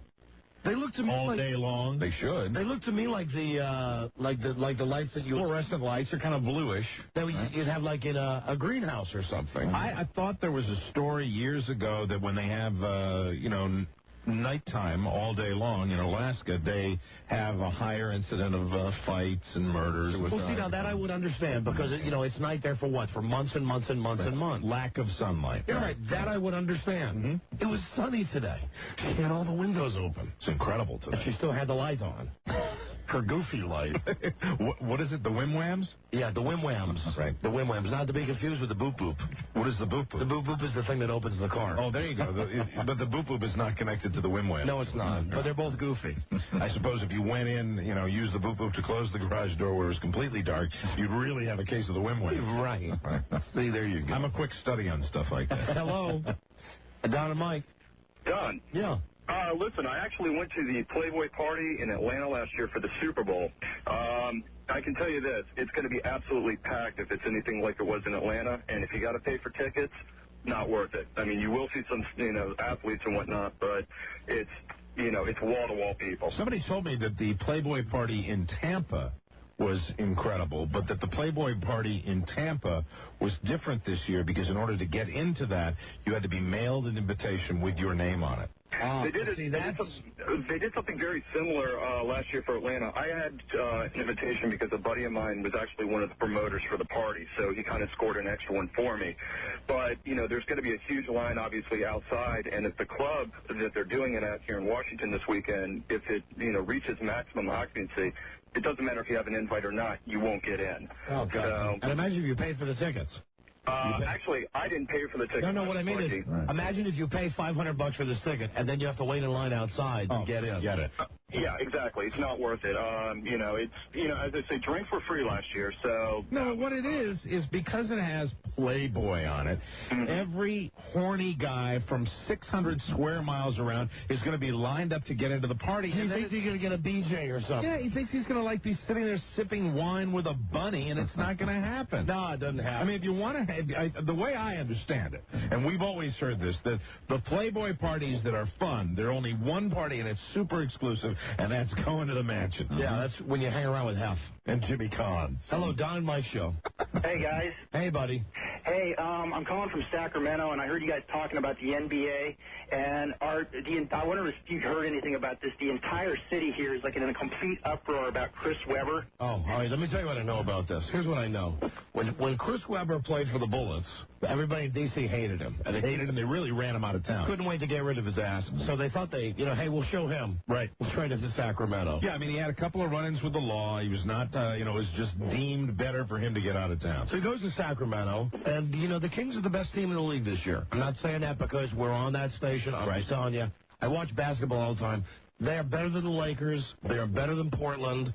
They're better than Utah. They're the best team this year. So his contract is up, and there's a billboard now as you drive into the exclusive neighborhood in Sacramento where Chris Webber lives. The two dudes who own the team, they bought a billboard right by Chris Webber's house, and it's got one face on the right, and it says, Chris, if you sign, we will cut your grass every day. And the other owner is pictured on a riding lawnmower.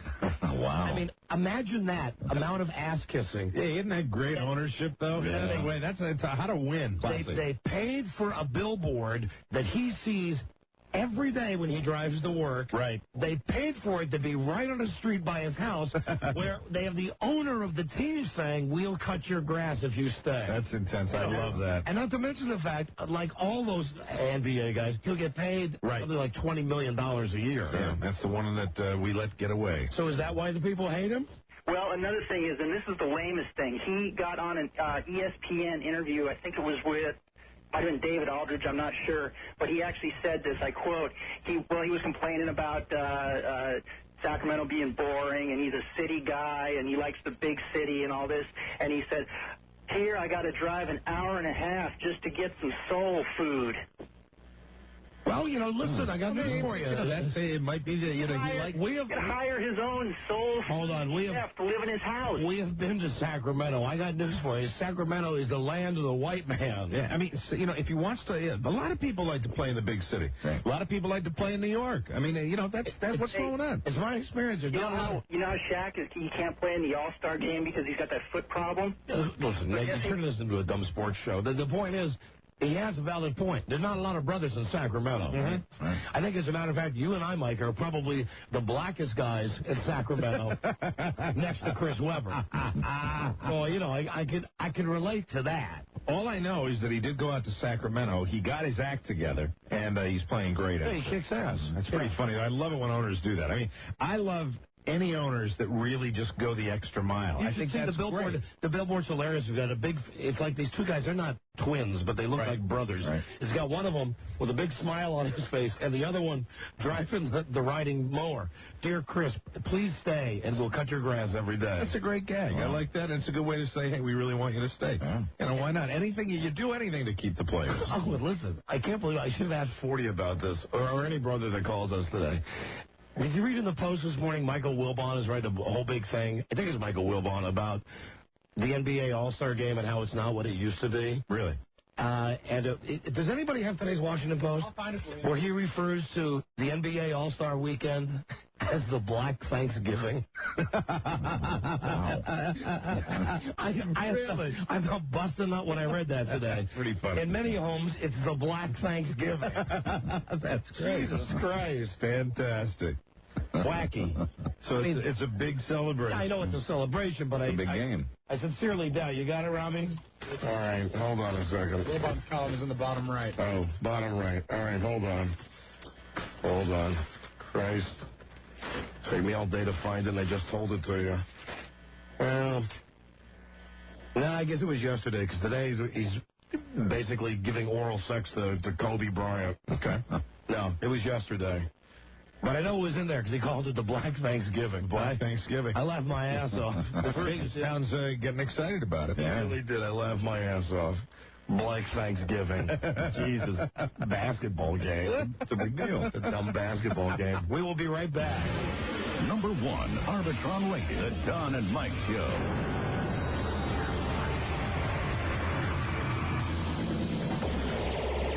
You know, Beverly golfers like to keep dirt and debris off their golf balls. Oh, yeah. Particularly when you're putting. They call me three-putt Buck. That's why we have cleaning devices around the golf courses. You know, those things you squish up and down. Well, one golfer didn't use a wet towel or any cleaning device. He licked his balls clean. Our thoughts are your utmost concern. The Don and Mike Show. Hey, listen, we got to get the caller set up for what my wife doesn't know. We will get right to that in uno momento. Stand by, Billy Cleary. Don't forget, tonight, if you care to watch, the dick who didn't use Rob as a lifeline on the Millionaire Show will win over $64,000 tonight. Should be interesting. We don't know exactly how much money he's won. I won't watch it. No, I'm going to watch other stuff. He didn't use Rob as his lifeline. I'll be reading a book. Mike, I got some ratings for you from one of our smallest markets. Ah, very good. But it's very interesting how the people of Burlington, Vermont support this show. Another New England success story. Right. Station owned by Clear Channel, WEAV.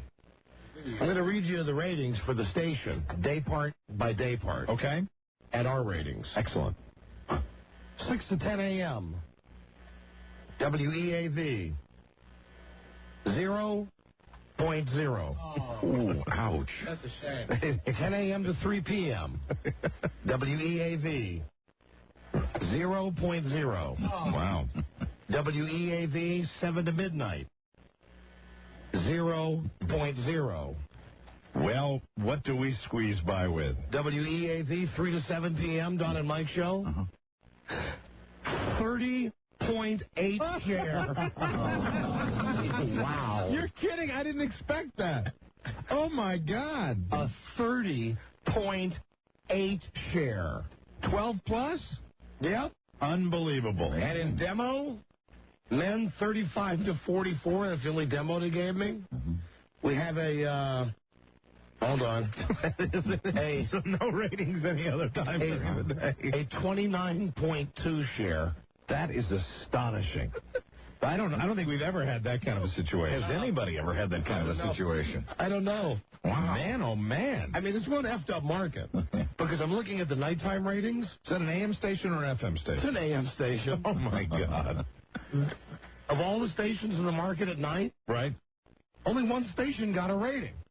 Huh. WBTZ They have a 50 share. You know, we can't discuss details, but I would think it has to do with population. I guess so. I would think. I don't know. It's all about population up there. All I know is I see WEAV. Morning drive, 0. Midday, 0. Night, 0. I'd love somebody at WEAV to explain that to us. Afternoons. How that could possibly happen. The rest of the day, there would literally be no one listening to the station, and then all of a sudden... 30.8. A 30 share for us. Wow. Well, thank you, Burlington. Yeah. They do provide 20 other hours of programming, right?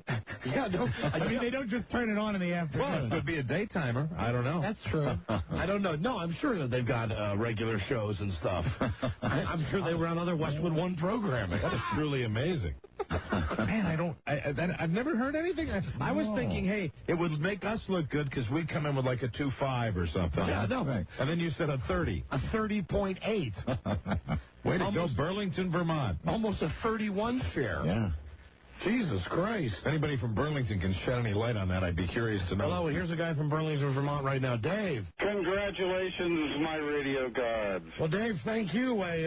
Listen, I know we brag all the time about how great our ratings are in D.C., but... That's a 30 share. That means everybody's listening. Right. Oh, yeah. I remember when you did one of those phone call Olympics, and you caused a major traffic jam at a gas station. Now, we talking about pretty sparse population up around Burlington, Vermont. It's Well, the metro area has 100,000, about a sixth of the entire state. All right, you're talking about a market with 100,000 people, and we have a 30.8. Well, yeah. Well, that morning show is the stupid idiot from New York. Oh, it's Imus. And the afternoon before you, your lead-in is the doctor. Dr. Laura? Yes. So you mean that Imus and Dr. Laura combined pull a 0.0 rating? And the mid-morning is some Rush Limbaugh knockoff. Thank you, Charlie.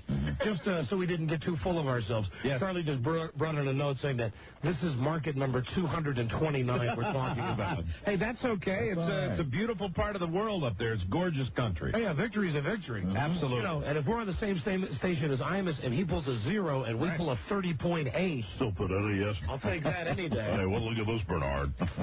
Stupid idiot. My God. 0.0. And Dr. Laura gets a 0.0. Cool. Well, that's no surprise.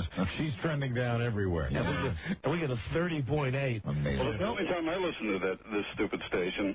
All right, well, thank you. We appreciate it. Thanks. Okay. I think they ought to use that in some of their promotional material. Listen to Don and Mike. It's the only time most people listen to this stupid station. It's all we have. There you go. That's funny. It's good news. That is goddamn funny. I mean, Stupid idiot.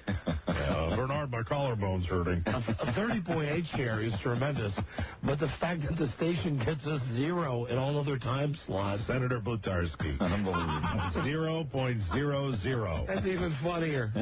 God damn. I'd like to say thank you to the people of Burlington, Vermont. Yeah. Thank you to the 30.8 who are listening to us. Very good. And to the rest, well, what can we say?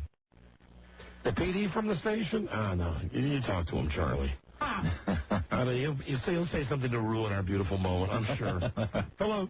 This is Don and Mike Show. Hold on a second. He wants to thank us. I just want to go on record and say that is a good prediction, and it might hold up. That I'm sure that this guy's going to want to say something good about the rest of the program. Yeah, he's not just going to thank us and say that we're the only thing they have, because that's what program directors do. They spoil good moods. Dare we ruin this moment? Well, we have to, because we have to show the example. Hello? Don and Mike. Yes. Bueno Arbusto. Who is this? This is Tim Buskey from WEAV. I'm the program director up here. Hi, Tim. How you doing, Tim? Not bad. You guys, congratulations for your great ratings up here in Burlington. Thank you. Thank you. We're very happy about that. I'm sure you are. We are very happy about it, too. Yeah, we see the ratings share that we have a 30 share. 30.8. 30 share. Yeah. You might want to think, about just taking this show and just looping it over and over and running it throughout the day. We're thinking about that, actually. Change the call letters to WDNM. That's it. Are those call letters available? You probably want to check up there, see if they are. I think we might just have to check into that. Well, listen, you could really say thanks with the gift of brevity. A gift of brevity? Yes. You could say thank you in a very heartfelt way by giving us the gift of brevity. What do you mean by that? Okay. He's a program director. There's no doubt about that. You could give us the greatest gift if you would just hang up now. Because you're a program Okay, I'll director. do that. Thank you. Go look that word up, brevity. Brevity. I'll go look that up right now. All right, thanks. Thanks, Don and Mike. Bye-bye. You're very welcome. Bye-bye. Bye-bye. He'll thank you. You know what? You know where it was trouble? Let me tell you where it was trouble, okay? For our 30 share, and he went, 30 share? Yeah. You know, he was going to go down some highway where it wasn't going to be good. No, and I got it right here. Right. 30.8 share. Bingo. The numbers don't lie. The numbers don't lie. Brevity. I don't care if it's market 229. Yeah, he's scratching his head right now. Now he's in the dictionary going, to be brief. They want me to do something with my underwear? Jesus. Hello, Don and Mike Show. Hi, Don. Yeah, hi. I'm calling from Burlington right now. Right now. Right now. Well, thank you for the great ratings. No! Tell them at WEAV to carry... I'm sorry, I don't want to get off on a tangent, but carry the whole show. After they cut your show off at 7 o'clock, don't they know what the good stuff is after 7? I never get to hear Charlie on the newscast because... Why would you... If you have a radio station with a 0.0 rating and you have one show with a 30 share... I don't doubt that all of his programming is syndicated programming, and what he does is, you know, he has to have it all fit into the, fit the square peg into the square hole. Well, you heard the guy. The guy didn't know what the word brevity meant. I mean, they run a stupid show named Phil Henry after you guys. He's very good. Well, obviously he's good, Buzz. He's got a 0.0. He's doing just as well as Dr. Laura and Imus. But, probably nobody around there. He just throws the switch. That's exactly. It's all automated. All right. Well, listen. Maybe this will open their eyes. I wish it would. Do you have any Westwood One strings you can make these people play the show? Christ, are you kidding? They can't even get us on in Greenville. Where we have, well, not a 30 share. Right. But we have gigantic double-digit shares in Greenville, and they still don't get us a station. Because the station that wants the show is flooded. I want us to know that I miss his newscast. This is the story of our lives. Why won't anybody notice the fact that we have a 30 share? We're the great forgotten duo. A 30 share. It's amazing. Just bring Charlie out a little bit earlier in the show, because I'd love to hear Charlie. All right. Thank you, my friend. Thank you. Bye. Bye. Why can't we get on in Greenville? Listen, that might be the next move to have Charlie handle all our negotiations for us. Hello, this is Charlie Stuang Stabilak, and how'd you like a great show on your station? We can win for you. Hey, I don't doubt Charlie could do a better job than Westwood One. 30 share in Burlington, Vermont, my man. I'll talk at you. Okay, listen. We're going to give away some diamond earrings. Right now, a pair of diamond earrings worth $1,000. Good prize. From Mervis Diamond Importers, 1-800-HER-LOVE, or go online at mervisdiamond.com. Now, that's right, we're going to play that game, What My Wife Doesn't Know Won't Hurt Her. Just a good old boy. So call in, guys. Always an adventure when we play this game. And we know the people. We know our target demographic, and we do a game like this. Right now, all across America, Walmarts are closing early. Pick and saves, pickup trucks throughout America are just burning rubber to get to a telephone. Absolutely, the trailers are rocking back and forth. Here's the deal. You call us up at 877-365-3636 with something your wife doesn't know. Some secret from... What was that from? Hold on. Chili Parlors. You're a funny boy. Chili Parlors are K-L-O-S-E-D. Closed with a K. You made me laugh, Rob. Listen, I'm trying to sell the contest here.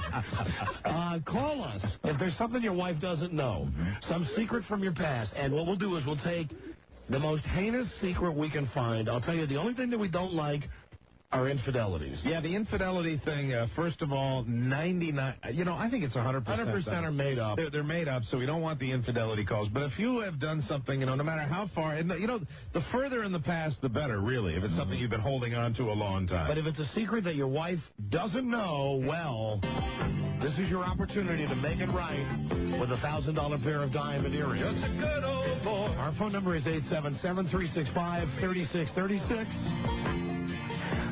For did we change from our regular hillbilly music to the Dukes of Hazzard? And you got to get that soundtrack from that movie. Oh, I bet it's down in my car. The old brother, where art thou? I'll go down and get it. So listen, guys, only guys now, calling with secrets about your wives. The best secret that we find, the best lie that we find, we'll call the wife, make the husband confess to the wife, then to make it right, she gets a $1,000 pair of diamonds. So if you've been waiting for that opportunity, this is it. Okay, call now. We'll be right back. Number 1, Arbitron Lake, the Don and Mike Show.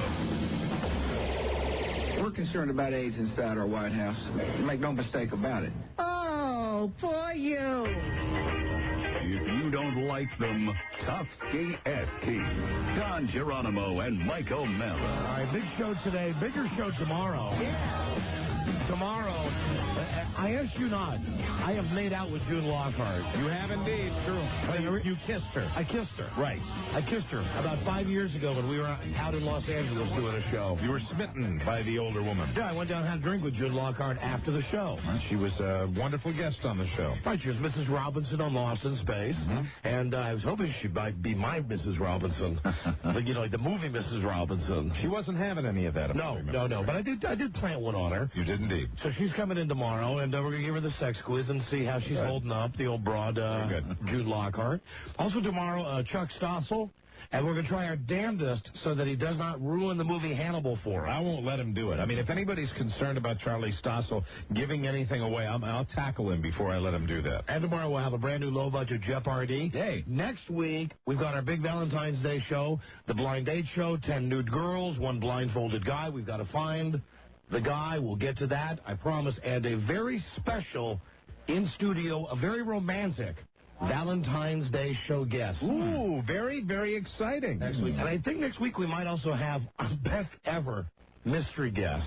I'm excited about that. And I mean, better than like our other mystery guests, which were lame, like Fred Travalena. Right. And Ron Jeremy. So this could be a mystery guest who is actually a really good guest? No. Okay. But better than Fred Travalena or Ron Jeremy. A mystery guest. But now let's get right to the phone. Very good. And it's time to play What My Wife Doesn't Know Won't Hurt Her. All right. Let's get to it. You know, this is always a weeding out process. Yes, and as we said before, you know, no infidelities here, because it's really not, you know, it really is a 100% factor where they've all been BS, and besides, you know, nobody would do that for a prize. Right. Well, I think some people would, but, well, more people would make it up, though. Absolutely. Than would actually do it. So let's get to it and find out what guys have been lying to their girls about. Hello, Don and Mike Show. Don and Mike, how you doing? Hi, we're doing great. Thanks. Who's this? This is Rick.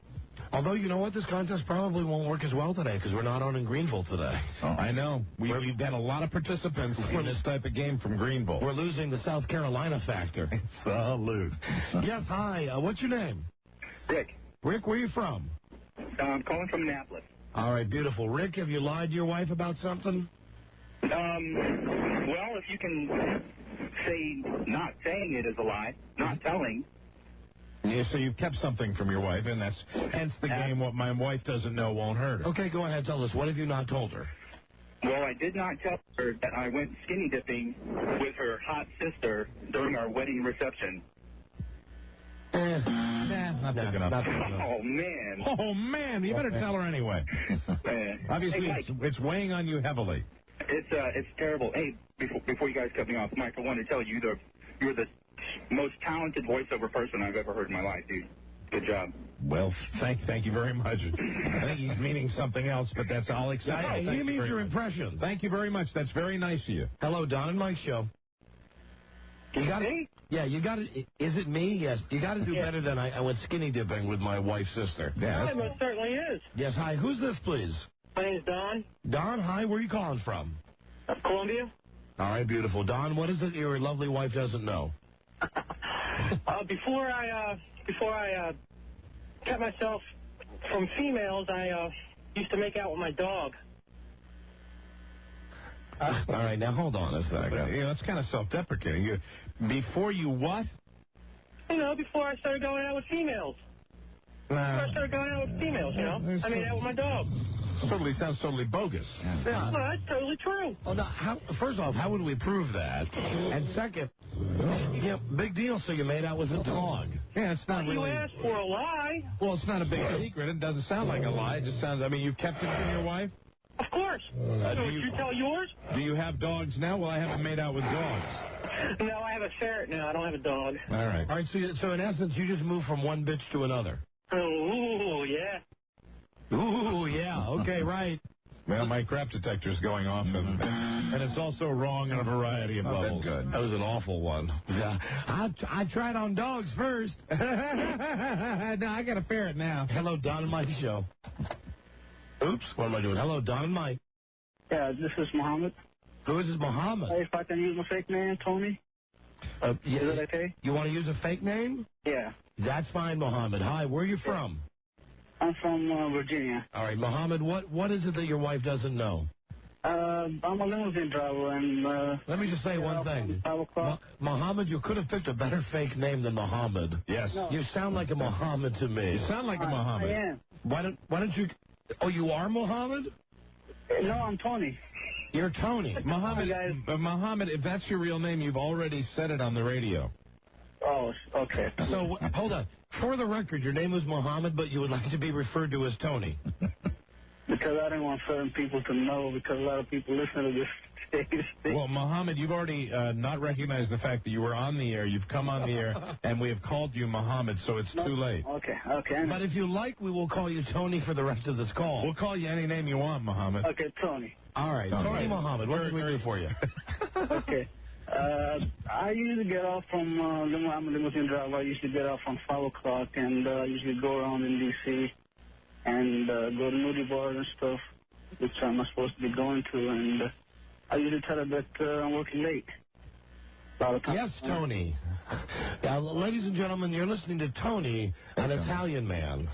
Tony, so your secret is that you when you get off of work, you go to strip joints, but you tell your wife that you're just working late.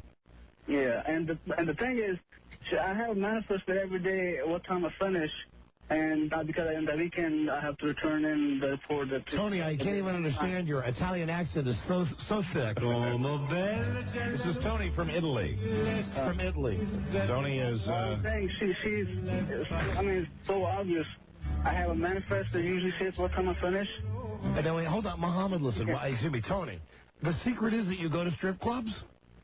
Yeah. No, that's not thick enough. Not thick enough, Tony. I mean, certainly something your wife probably doesn't know, but we like them a little more entertaining. You hung up. Ciao. Okay, goodbye. Got to get back to the Slurpee machine. Muhammad, you go to the strip joint? I love Don and Mike's show. This me, Don and Mike? Yes, it's you. Who's this, please? My name is Jeff.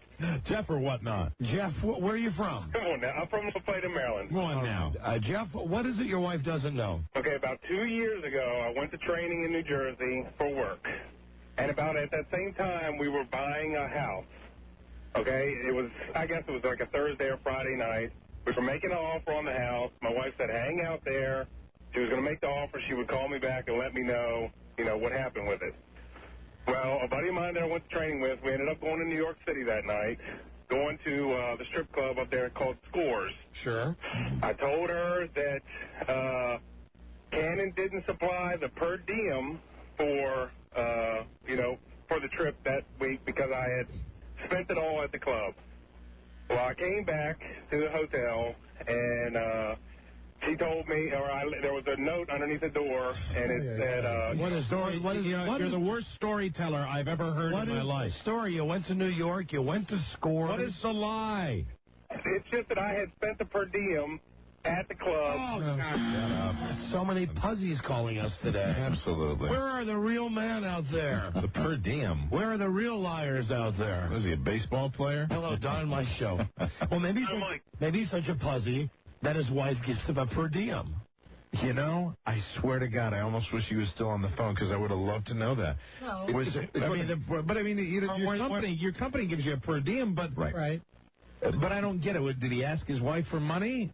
No, I think We that never he found would he would need to be reimbursed, and he'd say that his company didn't give him his money. Yeah, there are companies that pay it up front, not like. Yeah, but a per diem's going to be what, $200 tops? Yeah, at the most. And I mean, that's like what a baseball player gets. Exactly.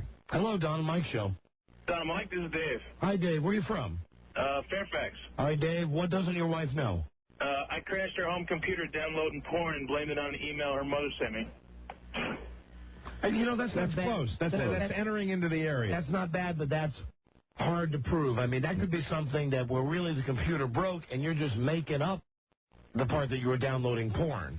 No, actually, well, yeah, but that's what I told her, and I told her it was an email from her mom. So you blamed the computer melting down on an email from her mother. After spending the whole night downloading porn, yeah. What site were you going to? I went to that 2Expose one, and then I kind of bounced around. I wanted to look at the pictures from some of the stuff you guys had up. And then, once you open one of those things, you can never close them all. No. Okay, well, nice effort, David. You were close. Thank you. Not what we're looking for. You were close. Thank you. And really, the 2Expose site... That wouldn't do it. That's not a porn site. I mean, like, those girls... Don't look at me like that. Well, the thing about... I went on to 2expose.com one time, and I didn't get 2expose.com.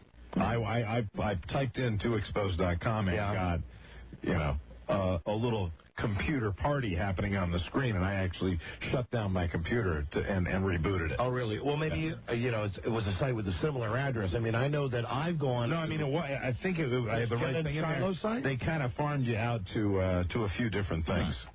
Well, every time I've gone there, it's been the menu's been real easy on the left-hand side. Click here for Don and Mike pictures. Well, maybe I did it wrong. Buzz, go there now. I'll check on it. I'll fire up the browser. I guess what I'm saying is that when you go to 2expose.com, you have a few other avenues that you can take. Yeah, I don't doubt that there are links. And those avenues just did not want to go away. Well, maybe you clicked on one of the links by accident. I think that might have happened. Must have been by accident. Yeah. Yo. Yeah, that might have happened. Yo. Hello. Oh, look what my little bad mouse did. Don and Mike show. Don and Mike, I had sex with my wife's father. Oh, come on. I did. Stop wasting our time with his crap. Shut up. He doesn't even, Hello, Don and Mike show. Why you? Hello? Mike? Yeah, hi, who's this? Hi, this is Mike. Hi, Mike, where are you from?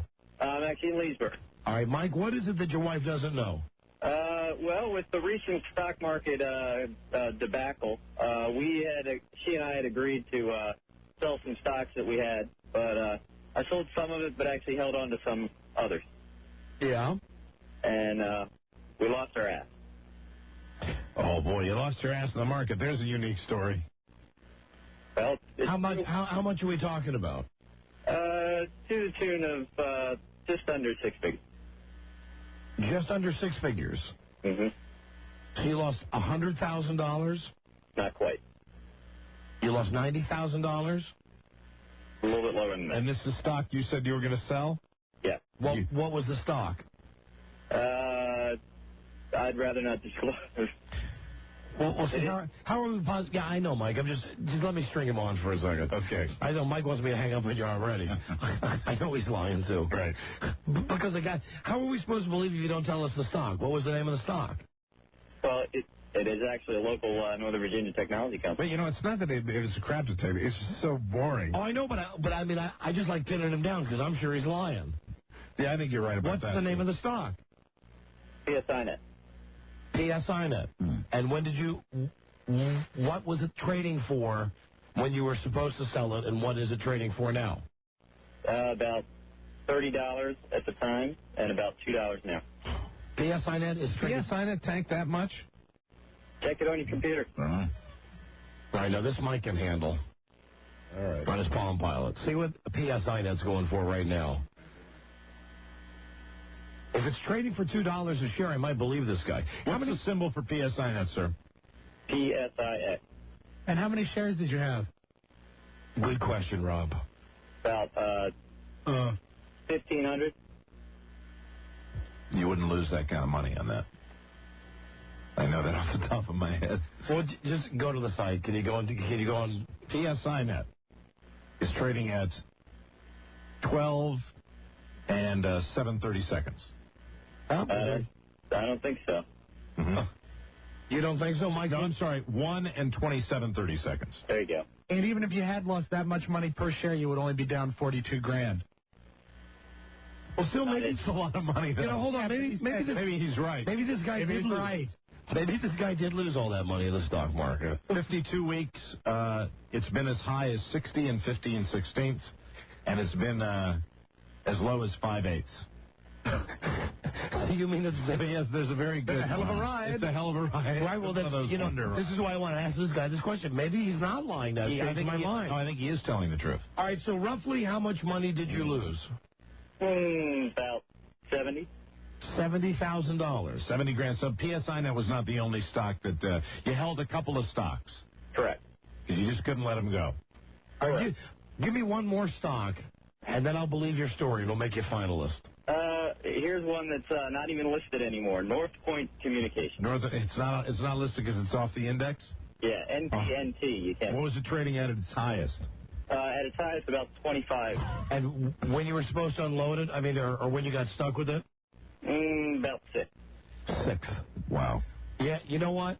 I was going to toss you out, and now I'm going to keep you as a finalist. Yeah, I'm tending to believe this. Lost all, and do you have anything left? Oh, yeah. So she doesn't, but hold on a second. So how is it that you've been able to hide the fact from her that you didn't trade all this stock? Variety of ways. But give me a reason. I mean, give me one. Well, there's confirmation reports and things like that. He's Mr. Cagey. Does your wife pay attention to such things? Yeah. Well, then how have you been able to hide it from her? Very careful. No, give me an example. I mean, I'm just giving you a chance to earn my trust. I'm starting to believe you about the stock. Tell me, I mean, I find it hard to believe that a guy could hide that from his wife if the wife said, sell the stock. If his wife is interested in it, I mean, then if his wife's not interested in it, it'd be very easy to I would say not 100% interested. So what does she think happened?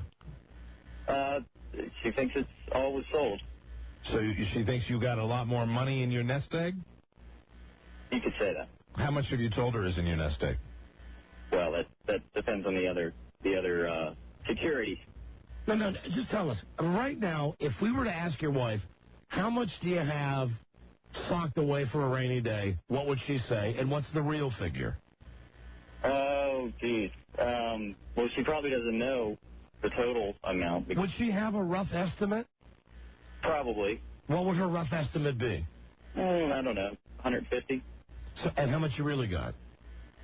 It's actually not that bad. It's about 75. So you've lost 50%. Yeah. Which a lot of people that have invested in the market have lost. This is true. And if this is a true story, this might be a good one. Mm-hmm. Because the guy lied to his wife. But I don't know. What do you think? I think that if it's a true story, it's still kind of, it's not that big a deal. I mean, it's not that big a deal. That's a lot of money. No, but I mean, if he's that heavy an investor, a lot of people have lost their ass in the market this year. And, if he's got that kind of money, then it's, Yeah, maybe you're right. If he's, Fair enough. you got $150,000 in savings. You're doing, and now it's down to 75. You lost 50%, but you're still a lot better off than most of the country. Yeah, right, F you. Thank you, Doc. You know what, you got 75 grand. I don't got 75 grand. Goodbye. Please. You can afford to go buy your wife the damn earrings. We didn't check. We should have found out if Westwood One was in that portfolio. I love Don and Mike's show. Had to be. Sure. It had to be. Hold on to it. Hello, Don and Mike's show. Hello? Hi, who's this? There's Rob from Herndon. Hi, Rob. What is it that your wife doesn't know? Well, about a year ago, she finished getting her teaching degree, and basically, I was one of her references, and I was called up on, which happened to be a football game with a bunch of friends over. I was called up to give a reference, and thinking it was one of my other friends that called, I screamed out, "Who's blah, blah, blah, effing," I can't say it on the air, but I thought it was one of my friends, and I screamed out a bunch of obscenities, and it turned out to be the school calling. And when I thought I hung up the phone, I said it was some effing whore, and she heard me. And my wife didn't get the job because of that, but I told her that they had called and said that it was a position that had been filled. All right, well, how do you know your wife didn't get the job because of what you said? Because I had called the school back to apologize. And that's... Not all 8 there. Not thick enough. Okay, well, listen, maybe now you got an idea of what we're looking for. Right? Yeah, and the next wave of calls should always be interesting because that's usually when the signal gets out to the rural areas. Okay, we will be right back with more calls. Still haven't found that wonderful couple for the $1,000 diamonds from Mervis Diamond Importers. Haven't smelled that sulfur yet. Keep calling. Number 1, Arbitron rated, the Don and Mike Show. Our next guest is one of the stars of the popular television program The King of Queens, Monday nights at 8 right here on CBS. Here's the lovely Leah Remini, ladies and gentlemen. This is TV's Leah Remini. Jack Diamond is a horse's ass. Hey, what's fat and black with the skin pulled back? Why, it's the Don and Mike Show. All right, let's get back to these calls. What my wife doesn't know won't hurt her. Trying to give away a $1,000 pair of diamonds. Hello, diamond earrings, that is, from Mervis, MervisDiamond.com. We thank them. Yeah. Hello, Don and Mike Show. Hello. Hi, who's this? This is Brian. Brian, where you from? Well, I'm from Herndon. Fair enough. I'm on the road right now. All right, Brian, what is it your wife doesn't know? Well, we used to have a cat named Rue that was an indoor cat, got out one day. My wife took her car, went off to look for her. I got in my car to go look for her, and I found her real quick. You ran her over? Yeah, she was up in the engine. But my wife, to this day, thinks that we just never found her again. She was up in the engine? Yep. And you killed her when you turned the engine on? Unfortunately, yeah. That's not bad. No. That's not bad. And Rue was the name of the cat? Yeah. Describe to me where in the engine the cat was and how you cleaned out the leavings. What? I think she was up near the fan belt because when it started spinning, I heard it hit something. She dropped down, and she was dead pretty quick. So did it really make a mess, or did it just... No, not at all. Oh, really? So it like hit her head or something? Yeah. How long ago did this happen? About 2 years. What? Like when? And 2 years ago? It was right after we got married. I guess it was close to a year and a half. We got married in June, so I guess it was sometime in August or September. Why, Rob? Cats tend to get in cars. They do it, but they tend to do it in the wintertime because they're seeking warmth. You wouldn't seek warmth in September. She was an indoor cat. This is one of the first times she'd ever gotten out. Yeah, it's still pretty warm in September, though. Yeah. All right, so you're maintaining that your cat climbed into the engine of the car. Yes. You turned on the car. You killed the cat. How did you dispose of the body? I put her in a trash bag and dropped her off at the recycle center. And then what did you tell your wife? At the recycle center. I told the cat again. You never... What's that? What did you say to your wife? I'm sorry, I couldn't hear you. What did you say to your wife? I don't know if you can hear me. You're breaking up on my end. I'm on a cell phone. All right, hold on. I'll come back to you. Hold on. He's got some potential, though. He's got some potential, and there's also some question marks. Hello, Don and Mike Show. Oops. Hello, Don and Mike. Hello? The cat's named Rue. Hi, what is it, Rue McClanahan? Rue the day. Yeah, Rue the day that we started this contest? Or he made a nice Rue. Oh. You're right. Oh. Nice kitty Rue. Hello? Good afternoon. Hi, who's this? This is Russ. Russ, what is it your wife doesn't know? Well, I'm in the Navy, and about 5 years ago, I had a chance to get, I was up for orders, and I was offered 5 duty stations, and one of those was 2 hours from her mom and dad's house. The rest of them were about 2 days' drive away, and I didn't tell her. You know, that's cute, but that's not... I know he's telling the truth. Yeah, not worth a pair of diamonds, though. Don't lose sleep over it. Bye-bye. Don't worry about it. Yeah. We forgive you. Help the marriage. Hello, Don and Mike Show. Hello? Hi, who's this? This is Wayne. Wayne, what is it your wife doesn't know? I gave my wife herpes.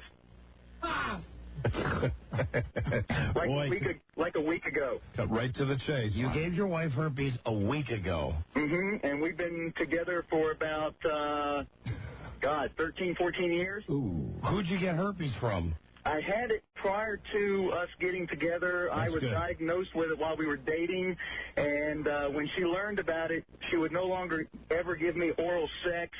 I complained about it forever. She finally, just about 2 weeks ago, broke down, spur of the moment, gave it to me. I had recently had a breakout, did not tell her, and about 4 days ago, she had a breakout on her lips. Well, then she knows that she has. No, she has no idea. Of course she has an idea. Hold on. She thinks it was a fever blister. No, wait, well, hold on. You're telling me, though, your wife knows that you have herpes. Uh-huh. She wouldn't give you oral sex because she knows you have herpes. She gave you oral sex. That's why she didn't give it to me for years, and because I wanted it so badly, she gave it to me. And well, then she's probably got an idea that it's probably not a fever blister. Wouldn't you think that she thinks it's a little more than a coincidence that you have herpes, and right after she gives you a BJ, she gets boils on her mouth? Are you down to 2 pills a day, Wayne? No, I've never controlled it with pills. How do you control your herpes? I've never really had that much of a problem with it. I don't have breakouts very often at all. And you think... Hold on, Robbie's got a question. He obviously doesn't have a lot of problems with it if he's having his wife do that right after a breakout. He's obviously pretty good with the fact that he's got it. Mm-hmm. He doesn't care. No pills for him. So you mean if we were going to call your wife, she would be totally shocked to know that it's a herpetic sore on her mouth? I think so. No way. You know, this is so ridiculous. I might just keep this guy, right? Just for snicks. Because I'm positive. Don, I can't hang on forever. If you don't think it's good enough, I'm going to go. See, that's a sign that the guy's lying. Yeah, he's lying. You're lying. And he's gone. There we go. Okay. Please. If you're going to lie, make it that you never, make the lie. No, I'm not going to give you no instruction here. But I know what you're going to say, and right, that's how you do it. You do it that way. She never knew. Right. And now she did this to me. And we call and it's like, Hello, Don and Mike Show. Hey, how you guys doing? Hi, who's this? Steve. Steve, what is it your wife doesn't know, sir? She doesn't know that... Bing, bing, bing, bing, bing, bing, bing, bing, bing, bing. You already think this guy's lying? Yes, I do. Hold on, guys. Okay. Give me a second. Basically, we got married 5 years ago in June, and basically I told her we had a honeymoon arranged through my parents, and the financing kind of fell through. But I never told her until the day after we got married. I told her I had to work. I just started a new job a month before we got married, so it was the only lie I could come up with. She doesn't have any idea. Wait, what is the lie? This sounds like a pretty small lie to me. Yeah. What is it that you lied to her about paying for the honeymoon? Well, we didn't get to go. She thought we were going all the way up until the day after we got married. We were to leave to go to the honeymoon the next day. And then I told her that I had to work. He lied about the reason they couldn't go on a honeymoon. Please. Goodbye, get out of here. I like the guy with herpes better than that, really. Hello, Don and Mike Show. Hey, Don and Mike. Hi, who's this? Mike. Mike, what's your lie? My lie is I cashed my last expense check and spent the money on spare parts to fix up my truck. It's not huge. No, it's not. No, it's not. No, not worth diamond earrings. No, it's not. Thank you for your honesty. Bye-bye. Hello, Don and Mike Show. Hey, what's up, fellas? Who's this? This is, I'm going to say John. Okay, gotcha. All right. Gotcha. All right, this is my lie. Well, I'm going to say a lie, but... You're a little slicker than, what's his name, Muhammad there. Yeah, right. All right, John, what's your lie? All right, I'm supposed to be picking my kid up from school. Me and my wife had an arrangement where I would pick him up 2 days out of the week, and she would pick him up the other 3. Yeah? But I've been telling her that I've been working late, but actually I've been going home. She got me a DVD player for Christmas, and I got some pornos, and I've been going home rubbing them out when I'm supposed to be picking up my son. So you make her go pick up your son while you're at home. I like it. While you're at home watching porno. Getting your jerk on. Yeah. And we have the sound of that, of course. There it is. She bought you the DVD player? Yeah. For Christmas? Yeah. So how many days now has your wife picked up the kids? Well, wait a minute, hold on a second. You tell her you're at work, but you're really at home getting your jerk on? Yeah. So when she gets home, you're there? No, I drive a truck. I come home like for lunch. Well, hold on, I don't get this. If at the end, what time are you supposed to pick your kid up? At 2:30. At 2:30. So at 2:30, you go home and get your jerk on? Yeah. And then you just leave? Yeah, and I go back to work. I'll go back and get in the truck, and I'll tell her that I work late. And you just, what, you drive around the block? Pretty much. No, I drive like to a little park or something and, go chill for a little while. You feel like how? So she gets home, she picks the kid up at 2:30. No, she goes on her lunch break and picks the kid up. When she's taking her lunch, she'll take her lunch to go pick up the kid. Oh, and so we're talking about times that are very closely synchronized. Right. Yeah. So you arrive shortly after she gets home with your I'll son. leave before she gets there. I'll leave. And then you'll arrive right after she gets there. Right. Okay, walk me through this again. If he's telling the truth, what he is saying is she bought him a DVD player that he watches porno on. Got that. He tells her that he can't possibly pick the son up, even though he is off work and he could pick the son up. Right. So he uses that time to go home when he knows that she's going to be out of the house. So the window that he uses to J.O., when he can be in his house watching his DVD with no problem with his wife showing up. See, Mike, you sound like you've done it before. Well, I just... now, couldn't you do this, though, at any time during the day? No, I can't. Why? When your wife's at work and your kid's at school or daycare or whatever, why couldn't you just go home anytime and get your jerk on? Because I got to work during the day. So you really do have to work? I have a route. Yeah, I have a route to run in my truck, and I can't do it. I have to wait till I complete my route. All right, so you're like in the deliveries or something. Right. All right, hold on a second. All right. That's interesting. I like that. That's good. That's not bad. And I like the fact that she gave him the DVD. Hello, Don and Mike Show. Hey, Don and Mike. Yeah, hi, who's this? This is Gregory Gahan from Baltimore. Hi, Gregory. No need for last names. What is it your wife doesn't know? Well, I'm actually at the school picking the kids up right now, so I have to be kind of careful. All right. I was taking a shower, and I was cleaning the bad place, Right. And I kind of had to go a little bit. So I went ahead and did it in the shower. And then I got out of the shower, took care of everything, went downstairs, was making dinner. After dinner, she goes to give the kids a bath and realizes this is in there. Well, I don't know that she realizes it because I forgot about it. She cleans it out. She gives the kids a bath. She comes down later on, we're talking. She tells me about it, says, "You're not going to believe what the cat did." And I just went along with it. I was like, I'm not going to tell her.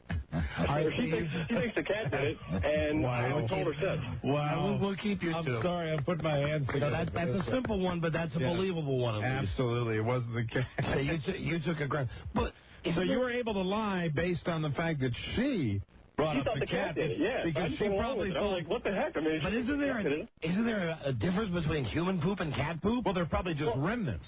Right. It wasn't like a full load. It was just like I was cleaning and... I mean, you made an effort, right? You made an effort to get rid of most of your poop in the shower? Yeah, sort of, but I didn't even think about it when I got out. I got out and I forgot it was there. On behalf of all cat owners, I'm telling you, because I've scooped up enough cat poop, there is a marked difference between human feces and cat feces. Well, I guess when she saw that it was wet, she didn't know the difference, because it was in the bottom of the tub, kind of wet and smushy. It was in the shower, so... Well, right, the shower tub. All right, I'll go with it. You guys want to hold him as a finalist? I want to hold him way up at the top. All right, hold on a second. Let's go back to the guy with the bad cell phone. Hello? Yeah? Just hung up. What were we putting him on hold for anyway? Well, we had John, who watches DVD and porno, and then Gregory, but the other guy... No, we had another guy who was telling us something, and his car phone was going bad, so we just put him on hold. Well, I forgot what his story was anyway. Right. What the hell? Hello, Don and Mike. What's up, guys? Hi, who's this? This is John from Sacktown. Hi, John, what is it your wife doesn't know? Okay, years ago, this is before we were married, probably about 15, 16 years ago, I was house-sitting for her and her parents while they were on vacation. And late at night, went to a party and went to this girl's house about 2 o'clock in the morning for booty call. And I knocked on the door, and a guy answered. So I took off. I was, a little buzzed. I took off running, got in the car, and as I sped away, I took out a mailbox that the car was parked next to, scraped the whole side of the car, took out the mirror, and when they got back, her mom didn't. I didn't say anything about it. Her mom didn't notice it. Please, Jesus Christ, you're boring me to tears with that. Hello, Don and Mike. Hi, this is Bill. Bill, what doesn't your wife know? Well, about 20 years ago, her grandmother died, her great-grandmother, Nana. And she got this bracelet from her. Well, about 3.5 months ago, I was cleaning the bathroom and knocked it down the drain, and I told her the dog ate it. Well, I thought the story was over, but the next 5 days, I had to follow her around and scoop the dog's droppings off the deck and search through it with her. She did most of it, but she was heartbroken, and she's never liked the dog ever since. Well, but, okay, here's the problem with that. If after 5 days the thing didn't come out, then what does she think happened to the bracelet? She doesn't know. She thinks we didn't catch him in time. And she has been evil to this dog ever since. So it was you, not the dog. That's not I bad. dropped it down the sink, yes. It's not bad. Not bad. Not as good as watching DVD porn or pooping in the shower. Let's try one more guy here. Hello. Well, what, Robbie boy? Tell him to check the trap under the sink. Remove the trap. It's probably in there. Hello, Don and Mike Show. Duh. Hello? Oh, Sam Huff Plumbing. Hi there. What's your name? Bill, Phil. Oh, Bill. I'm sorry. I meant to put you on hold. Check the trap, Bill. My apologies. Right, yes. Bill? Yeah, check the trap. Bill? Yes. Check the trap. Check the trap under the sink, but it didn't go down. Oh, God, I don't know. Okay.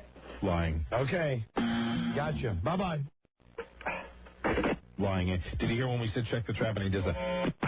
I got them. Hello, Don and Mike Show. Hello? Hello? Hello? Yeah. Who's this? We'll just say my name is Johnny. All right, Johnny. Right. Let's just say that, Johnny. Yeah. Mr. Johnny. Johnny Suave, what can we do for you? Okay, now, before me and my wife were married, I used to work in an adult video store. Yes? And there used to be a guy who always came in here with his lover. And, I never thought nothing of it, but he used to always come in here and always buy gay tapes and dildos and so forth. Yeah. And whatnot. He introduced me to her parents that turned out to be the customer, was her father. And she has no idea that he's gay, and he had a shocked look on his face. Oh, and, no, that's a lie. Come on, so bad. You're so awful. Hey, I would go by the name of Johnny and whatnot or so. Hello, Don and Mike Show. Hi. Hi, who's this? Al. Al, what's your lie? What doesn't your wife know? Sure to know that when I was in Germany on a business trip last July, I was in a sauna in Heidelberg. They are co-ed and they are naked. I never told her that when this beautiful lady came in and was lying down on her back next to me, I had to get up off my towel rather quickly to cover the lumber. Because you got the wood? Yeah. In a big way, actually. I wouldn't live with Don't worry live with that guilt. Don't worry about it. Tell her about it. Don't worry about it. Not worth diamond earrings, though. All right, thanks. I'd say don't tell her. Well, Why give her any ammo? Of course, now, we're big and brave now. A harmless boner. We're big and brave. I don't think there's any guy that would probably... Why would you volunteer something? Yeah, why would you just go, hey, honey, when I was over in Heidelberg, I got a boner. Why? When I was in the sauna. Why does she need to know that? No reason. No reason. That's right. Hello, because No reason. Because someday that would be used against you. Yes, of course. It would just be a card in her hand. You got up, you left, you were embarrassed. It would be a pleat in her cape. So they have mixed saunas over there in Heidelberg, huh? Yeah, well, Europe. Yeah. Hello? Germany. Don and Mike. yeah, Don. Yeah, hi. Who's this? This is Jason. Jason, what doesn't your wife know? She doesn't. I didn't call for the lie. I called to tell you that guy with the DVD, you can't give him the earrings. He's being a dick to his son. That's not right. He is. It is involving the son, isn't it? He's kind of screwing his kid. I mean, he can't He's putting his kid on the back. Look at Rob shaking his head. Rob? This is getting picked up and brought home just the same. Yeah. It's just by another parent. Yeah, He's inconveniencing his wife. But it does involve the kid, though. The guy does have... I'm not going to say he's totally correct, but I can see his points. No, he's Well, that's true. We might. Thank you. All right, thank you. We'll consider it. Thank you. Hello, Don and Mike Show. Yeah, Don and Mike. Who's this? I have a lie. Just call me Mohammed. All right, Mohammed, what haven't you told your wife? Oh, man, I got a slew of things. Basically, since the beginning of this year and before even the beginning of the year, I've been gambling. Got an Keno. And, basically, we're broke. And I was supposed to... I told her we were going to do something for Valentine's as far as like a honeymoon. I think this guy's lying. He's lying through his teeth. Dude, I wish I was lying. Hey, dude. Yeah. Hey, dude, you're lying. Well, I'll tell you, I'll put it like this. You're lying, dude. I'm more nervous about telling my wife than I am about being on the radio. Right. Yeah. Right. So how much money have you lost playing Keno? I can't even add. And you're totally broke, right, Mohammed? Well, no, I got $11 in my pocket. There you go. Right. I got a paycheck coming up this week. But no, I've been. The main thing, there's a couple of things. You guys might get a kick out of this. I'm not even supposed to listen to your show. I made a commitment not to listen to the show. Why? Because we go to church and everything, and she doesn't think it's very wholesome. And Right. so that's like another thing to add. Sure, right. You're trouble, Muhammad. I've been lying. Now, we don't believe you. Hey, well, that's okay, but it is the truth. Right. Don't believe you. I don't know. Hello? Right. Goodbye. All right, well, it's true. Yeah. We don't believe you. Sorry. Why don't you believe me? Because you're a liar. All you got to do is call her, and you'll see that I'm Yeah, and we'll call her, and we'll call the actress. We'll call your sister, whoever it is on the other end of the phone, who will say, Don and Mike are disgusting. Why are you listening to their show? No. Actually, she wouldn't respond that way at all. Because she used to listen to you guys, too. Yeah, right. Most likely, she'd respond. I don't know how she would respond. Sure. Go play Keno, Muhammad. Say what now? Go play Keno. Right. How much did you lose playing Keno? I've lost thousands of dollars. I've won money, but recently I've been on a really bad streak. Doesn't it cost like $1 to play Keno? Man, you can play $1 spot, $10 spots, $20 spots. Keno. You're such a liar. All right. Hey, but you know what? I like you guys anyway. Okay. Thank you. Good. And those earrings would be great because I could pawn them. Bye. Take care. Take care, Muhammad. Bye-bye. It didn't work. No, it didn't. Right. Okay. You know what? I'm still not convinced we've got the story. Yeah. We've only got 2 guys thus far who we're considering. The guy who JOs to the DVDs that his wife gave him while he should be picking up his kid. You question the sincerity of Gregory, who pooped in the shower. You think he might not be telling the truth? Yeah, only because there's such a discrepancy between human poops and cat poops. Even if it was wet. I mean... No, but I mean, if he tried to wash most of it down the drain, you know what I mean? And there was just a little remnant left that could resemble a cat poop. I know there's, if you're talking about the size. Because cat poops are hard. Yeah. They're pellets. Right. They are mainly black in color. They look like little black sausages, little black Jimmy Dean sausages. Not even sausage. I mean, like little black jelly beans is what they look like. And your average human feces is rather large, lengthy, brown in color. Well, not all of them. Yes, no, occasionally splashes of other colors. It might be black, too. Could be. Now, so Gregory could be, could be Atari stool. Yeah, if it was Atari stool. Yeah. I don't know if I believe him or not, but those are the guys we've got right now. You know what? We'll just do one more round of this. Very good. To see if we get anybody better, anybody that we can believe to give these diamond earrings to. Okay? And the phone number is still 877-365-3636. Just 1-800-WHATNOT. We'll be right back. Number 1, Arbitron Radio, the Don and Mike Show.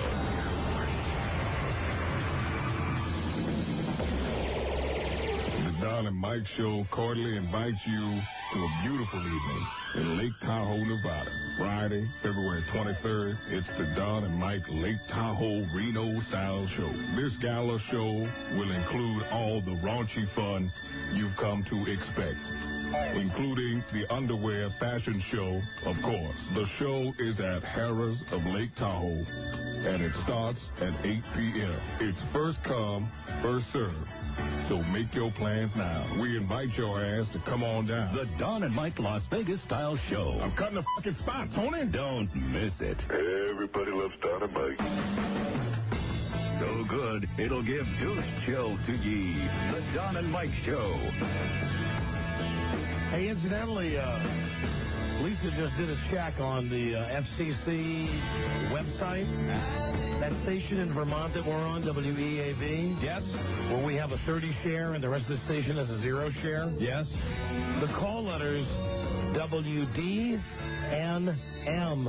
is available. Go for it, guys. Cool. They should think about it. Grab it.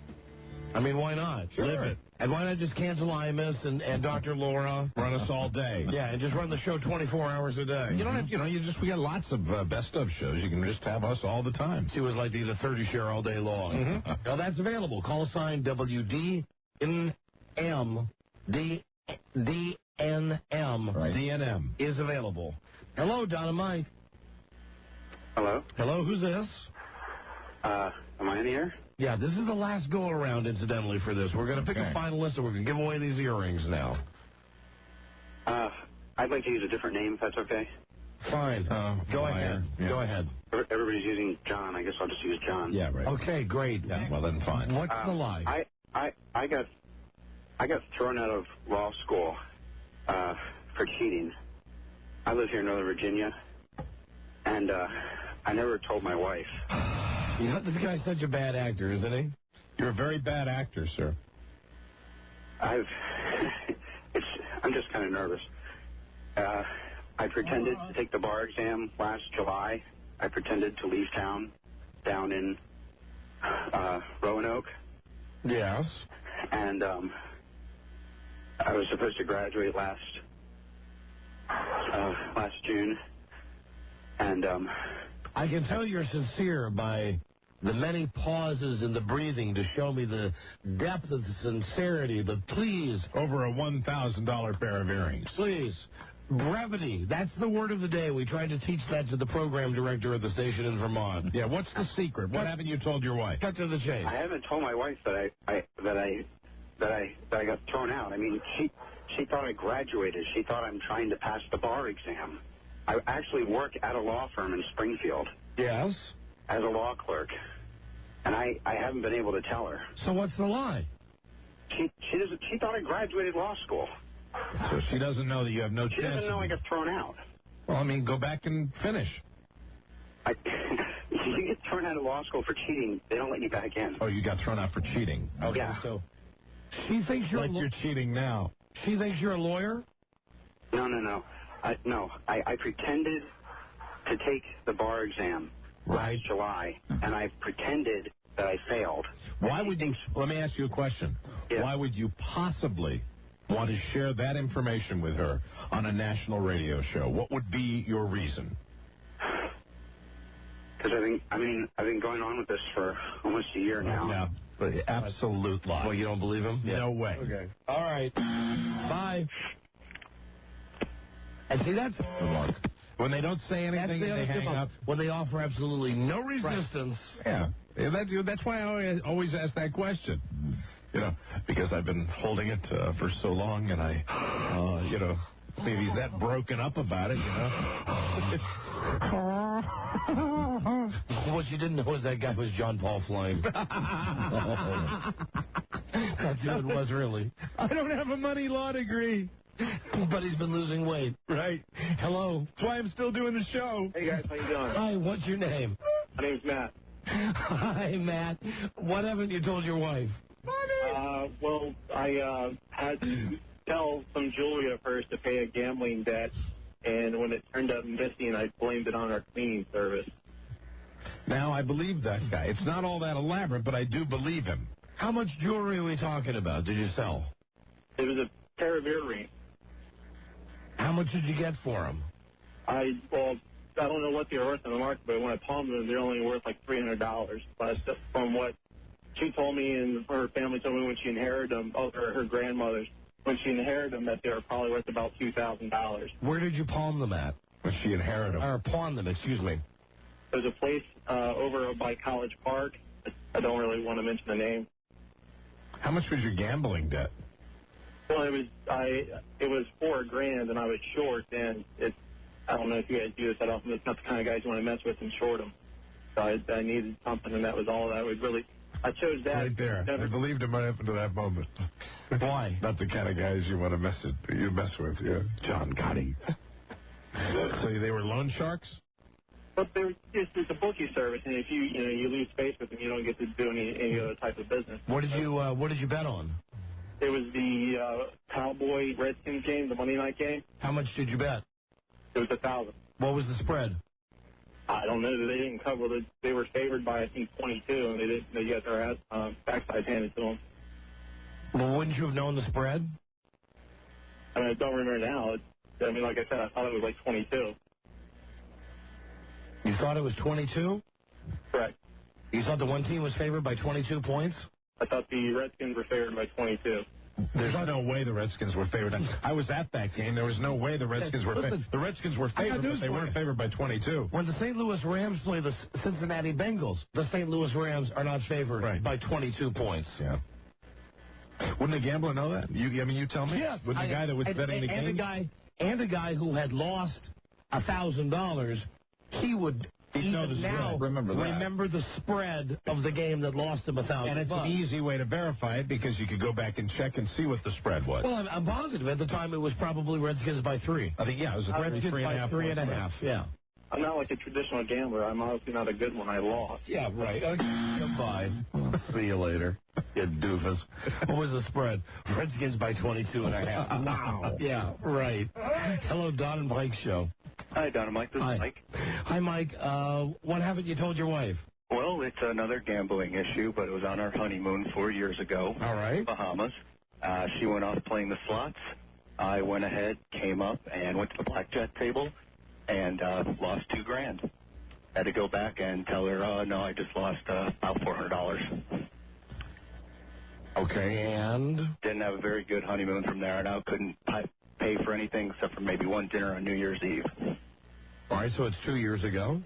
4 years ago. 4 years ago, excuse me. It's not that big a line. No, how did it? No, it's just one of I think probably at one time or another, anybody that's gambled has exaggerated their losses or their winnings rather. Yeah, I mean, so you really lost 2,000. You told you lost 400. Right. So it's not a curiosity in this particular room since we're all coming clean today. As far as maybe like diminishing the amount of losses in a gambling situation. Every time, Mike. Every time. Right. Come on, I lost about $100. Yeah. Lost about $100. Yeah. I'm about even. Yeah, and I've said that. I'm about even. Great after that. Yeah. Well, no, sorry. Not a problem. Yeah. Don't think you're lying, but just not thick enough. Hello, Don and Mike Show. Hello. Hello, who's this? This is Brian. Brian, what haven't you told your wife, sir? Hey, this is great. You guys do a great job. I'm from Alaska up here. Oh, Alaska, wow. Yes, all right. Yes, sir. Gotcha.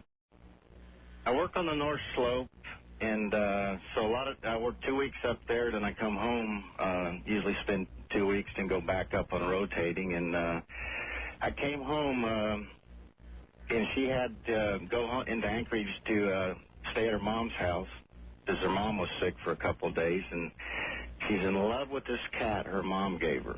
Yeah. And this, big time in love with the cat. Loves the cat more than me. So anyway, we had just purchased a brand new bed and comforters and stuff. And if you know anything about Anchorage, beds cost a lot up here. So anyway, I was at the house watching the cat, just doing normal things, watching TV, and I walked in there, and the cat had just taken a big crap on the bed. Right. And I'm not too fond of cats. Okay. So I threw the cat, and the cat started running around, made it outside, and I grabbed my .22 rifle and shot him. Oh, my. And, Buzz isn't happy with you, sir. No. Continue. It's not good, especially with the dog attacking him, too. So anyway, I grabbed the cat instead, and I put it in a black trash bag and buried it in the backyard, and just sitting at the house and called my wife and said the cat's gone. And I said, I let him outside, and he's running around. I don't know where he's at. And she said not to worry. He usually comes back. And so she came home Sunday evening. The cat still wasn't there, and she just, it's sad. But she started crying and stuff, and then I started feeling bad because maybe I shouldn't have done this. Right. I didn't realize she loved the cat that much. So I was scared to death, and I couldn't tell her anything.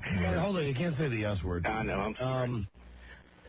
But anyway, I helped her put up flyers for 3 weeks, and the whole time I'm sitting there going, oh, my God, and it got to the point where I believed the cat was missing. And we had to go around to all the convenience stores and put them out in the neighborhood, and... This is so bad, I might have to vote for this one. To this day, shocker. To this day, she doesn't know where the cat's at, and we still go to the pound here in Anchorage, believe it or not, every now and then, and she looks for the cat. I mean, there's nothing funny about killing a cat, but you've boycotted murdering animal stories before. I know. Yeah. I vote to boy. I mean, if you really we'll put it up. We always put it up to a vote. You really shot the cat? Yeah. No, I'm sorry, we can't allow it. That's illegal in some The states. cat didn't like me. It's actually, you know, Then something it's justified. You know, really, you might want to check. Okay. The statutes in certain states, it's illegal. And before he goes, I'm just curious, why are beds expensive in Alaska? Everything's expensive. I'm just afraid. Well, Not guns, apparently. I think he was trying to diminish his act a little bit by saying, you know, the cat crapped on the bed and they're really expensive. Oh, my son is in like bed. Hello? It's one of those big, thick mattress beds that sit about Did you shoot the cat because you always wanted to shoot it, or did you shoot it because it crapped on the mattress? Tell the truth. Come on. I don't know. I'm not saying. Had you been drinking? No. Right. All right. Sorry, got to let you go. Thank you. I would advise you to tell your wife, though, to stop wasting time going to... Hopefully she's not listening to you guys. Stop going to the shelters and stuff looking for the cat. Hello, wife? Listen. All right. Bye-bye. Okay. Bye-bye. You had second thoughts on that one? Just the guy's such an idiot. That's why I was staying with him. Yeah. I mean, what kind of an idiot would do that in the first place? They call a radio show and say, I just got mad at the cat, so I shot it. I shot it, and then the dog got to it. And then put up flyers. And then for 2 years, they've been going to animal shelters on the weekend. And putting up flyers. Hello, wife. Hello, Don and Mike. Beds are really expensive in Akron. Hello, Don and Mike. How you doing? Nice bed. Hi, who's this? Hi, this is Jim from College Park. Jim, what haven't you told your wife? Well, I'm hoping Don will appreciate this with his sense of humor. Oh. Or need for nostalgia, anyway. Kiss of death right here. Go ahead. I was in College Park, and I just happened to be at the bike store, and I found one of those old, chopper bikes. Right. You know, with the chrome fenders and the little wheel in front and everything. You mean a bicycle or a... No, like a Wonder Years kind of bike. Oh, like an orange crate or something like that. It's exactly. And I went in. Of course, I didn't have enough money. And they went over some easy finance terms with me. Get to the point. Okay, well, I got the bike, and the bills kept coming, and I kept pawning them off. I pawned them off to my wife. Anyway, now I got... Oh, you mean like a motorcycle? No, it's a bicycle. How much is financed? Like $400.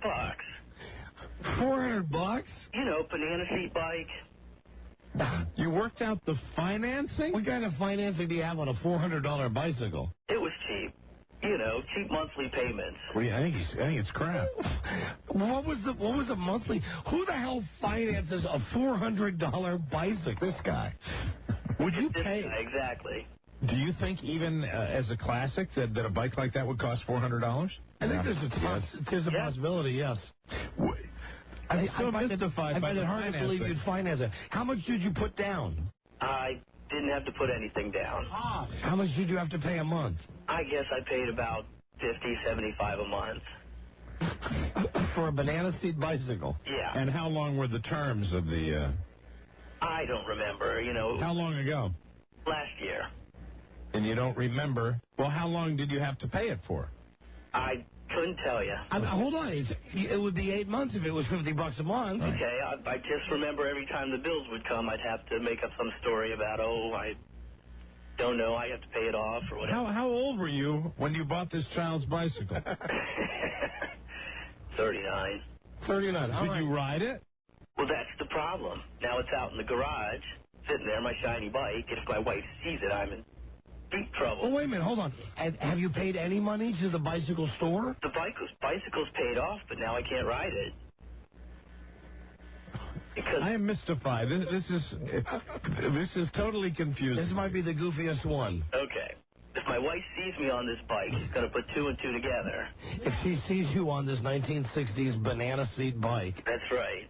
Which is retarded to begin with. Really? You're a 39-year-old man buying that kind of bicycle. You're going to put two and two together. 2 plus 2 equals divorce. I mean, because you're an idiot on a bicycle. Do you not see the big picture here? Why do you want to ride around on a little kid's bike? I don't know. It's just one of the bikes you couldn't have when I was growing up. Oh, okay. All right. Well, that's not bad. You lied to your wife for how long when the bills came? I guess 6, 8 months, whatever. Did the bills say bike shop on them anywhere? Yes, it did. And what did your wife say? She'd ask me about them, and I just, play them off as, I needed some parts or something like that. Did you have other bicycles? Yeah, I got a couple. Well, if you had the money to pay off the bicycle, which obviously you did, why didn't you just tell your wife, I bought a banana seat bike and I'm paying $50 a month for it? Because if she knew I spent $400 on a bike, especially a banana seat bike, she'd wring my neck. So now it's in your garage. Shiny and brand new, and I can't ride it. Well, if it's in your garage, how come she hasn't seen it? Because, my garage is like Don's cave. No, that doesn't. I don't understand that answer, sir. It's sort of off limits. She's not allowed to go into the garage of the home. Well, it's a detached garage. I ask again, she's not allowed to go into the garage? Well, she is, but the bike's hidden up in the attic of the garage. It's always an inquisition on this show. Goddamn. You know what? Always an inquisition. It's not the payoff with this game, it's the game itself. Yeah, I know. It's fascinating. The pursuit. I'm trying to figure this out. And on so many different levels, we don't know whether it's true, not true. If it's true, what the hell's going on? I don't doubt it's true. Describe the bike to us. Well, it's a red Apple crate. Apple crate, that's the Schwinn. Yeah, with the chrome fenders. Little wheel up front, big wheel in the back, high-rise handlebars. Does it have a derailleur on it? No, they don't make these ones with speed. They're coaster brakes. All right, coaster brakes. All right, then I think you tell me. I might believe him about the bike because I do know a lot about bikes. I mean, I used to work at a bike store when I was a kid. Let me ask you a question about your wife. Okay. Is she a high, strong woman? Not particularly, but she wouldn't be happy if she found out I've got a $400 chopper bike. And if you were to get on this bike, which is built for like a 10-year-old, don't you think it looks like a retard? Well, I'm quite sure. I was going to share it with my daughter, too, so. Oh, okay. That's a different story now. If you let your daughter have the bike. I'm still mystified that these $50 bills came for 8 months and you were able to convince your wife it was for parts? She didn't ask any more than that. Are you making more out of this than tell the truth, Brian? Absolute truth. Are you making a big deal out of something that's really not going to be a big deal at all? Because it would seem to me that having this orange crate bike might not be that big a deal. I don't think having the bike would be such a deal. I just think that the price on it would be, bother her. No, I'm sorry. No, not thick enough. Good boy. It's fun chasing him. It was fun just doing the whole Inquisition. Yeah. And you just see him riding around the yard. Don and Mike, hello. Who's this? This is Randy from Bowling Green. Hi, Randy. Yes, sir. Randy, what doesn't your wife know? All right. I wanted to buy her a ring, a good ring for the wedding. And I was thinking about $6,000. And I didn't have that money. I was in the Marine Corps at the time. I wouldn't make any money. I had about $1,000 saved. I borrowed $4,000. I told her I would pay her back after we got married. I'd get a little tax break or anything like that. And I was getting out of the Marine Corps. Wait a minute, hold it. Who did you borrow the $4,000 from? Borrowed it from her. You borrowed for the wedding ring. You borrowed $4,000 from your wife. I was going to pay her back. Wait. You borrowed it from your fiancée? Yes. Are you talking about? Ring, hold it. Wait. Are you talking about the wedding ring or the engagement ring? The engagement ring. She wants her, what she wanted. I didn't have enough money for. Okay, so you borrowed $4,000 from your then fiancé. Yes. To buy a ring. Okay. And then I got out of the Marine Corps and I wanted a new vehicle to drive to work. And I went out and I test drove the vehicle and I fell for it. Go ahead and take it home. I'm sure you get financed and I belong to a credit union. Well, then I got a week later that I didn't get the loan. And I needed to pay down something for the truck. So then if I put $4,000 down, which was, I think, 20% of a $20,000 pickup truck, then my insurance company, USAA, would finance a loan for me. So I had to use that $4,000. I thought I was going to make more money when I was getting out working. And now I'm out. I've had to tell she's expecting this ring real soon. I borrowed the money in October. And I still haven't given her the ring. Are you married yet? No, not quite. No, wait a minute. Now, hold on. Now, this makes a little more sense when you get the timeline in. All right. But hold on. If she gave you $4,000 in October, wouldn't she say to you, like, the next day, Where's my ring? Where's my ring? It's not like it's a wedding ring. It's an engagement ring. All right, yeah, I keep taking her out to showing her all these rings. I'm even taking her out tomorrow night to pick out some, having her put them on and everything. But I just don't have the money to buy them, and I keep acting like it's coming up real soon, and I think she's expecting it on Valentine's. Well, aren't you driving around in a brand new car? Yes. Well, how did you... She thinks I got the loan from my credit union for the truck without putting any money down. And you actually took the $4,000 that she gave you to buy her an engagement ring. Yes. And I've told her now that since I'm working, I've told her I'm making $2 less an hour than what I'm making. I'm trying to work all the overtime I can to try and build up the money as quick as I can to make up for what I've taken from her. I believe this guy. Yeah, you believe him too? All the way. Yeah. All the way. It's just that you couldn't concoct it. I mean, you couldn't. So you basically said, I can't afford to buy you an engagement ring. I need to borrow $4,000 from you. And then when she ponies up the money for her engagement ring, you buy a truck. Or is it a car? It's a truck. It's a truck. It's a truck. It's a truck. It's a truck, which is a guy's thing all the way. And how long have you been stringing her on now with this ring thing? Well, I've been with the girl for 2.5 years, and No. When did she give you the money? October? Yeah, it was the end of September. Okay. And I've taken her out to every diamond shop I can. I keep acting like, well, I don't know which one to get. You like this one? You like that one? Just out of curiosity, when was she expecting to get her ring, or is it supposed to be a surprise? It was supposed to be when I got out of the Marine Corps, and it's been about 5 months now, and I'm still putting it off, and now all of her friends keep telling her it's going to be Valentine's Day, and I'm going to come up empty, I guess. Are you out of the Marine Corps yet? Yes, I am. So it was supposed to be when you got out. What did she say after you got out? I mean, wasn't she, hey, where the hell's my ring? She's 34, and I'm 23 now, and I keep acting like, well, I'm not quite. I just want a couple more months. I keep playing it off. I just need just a little bit more time before I'm ready to get married. For all the 34-year-old women, I highly recommend getting involved with the 23-year-old man. Yeah. Okay. And I figured after 20 years, I'd go back to a 23-year-old woman. On this job where you're making like $2 an hour or something, how much of her $4,000 have you been able to recoup over the last 4 months? I've got about $1,700 now saved extra. That I don't use for bills at all. And I got a good job coming up in June. I go to the training academy for a police academy. Okay, so you're going to become a law enforcement officer. Yeah, and I can withdraw the extra. You can't be making this up. No, I don't think so. We might have a first-place finalist here. I sure think so. I mean, boy, I can't imagine. I got my backup is when I'm taking the 6-month course, I'm supposed to be able to withdraw from my GI Bill, about $560 extra per month. I'm hoping I can use that to put more toward the ring if I can keep her on the line until then. Okay. I understand the game this guy is playing. He's trying desperately to just postpone, to come up with the additional $1,300 to $2,300 it'll take him. When you put the money down that she had loaned you for her ring, when you put that money down on your new truck, what was going through your mind? That I was going to make it back quick. That you were going to get your $4,000 back real quick? Yeah, I was thinking I'd worked a lot of overtime and everything, and I was expecting more money. Yeah, I believe it. It wasn't there. It's so pure. What kind of a truck is it? It's a 2000 Dodge Dakota quad cab. What color is it? Black. What you got inside? What do you mean inside? I mean, what did it come with? It's the SLT. It's got the CD player. Sliding rear window. You got a loaded truck. Yeah. Nice. Yeah, I love it. Does she ride around in it with you? Yeah, she likes it. It's their engagement truck. You guys living together, or are you living separately now? No, I've been living there for about 2.5 years, too. You've been living with her. All right, hold on. Yeah, we're going to go with you first. Yeah. I think we're going to go with this guy first. You know why? I think it's just, I really think he's being honest. Yeah, I believe him also. I really, really do. I believe him 100%. And I also think he's just going to catch holy hell. He took the $4,000 that she gave him for the ring, right, and bought himself a pickup truck. I mean, and he hasn't gotten married yet. And he's been driving the truck around. Right. He might not be getting married. All right, let's keep him. Good. We'll keep the guy who J.O.'s to the DVDs his wife gave him. Very good. And we'll keep the guy who took the crap in the showers as the third place. I promise we'll wrap all of this up, toot sweet, right after this. Number 1, Arbitron Lincoln, the Don and Mike Show.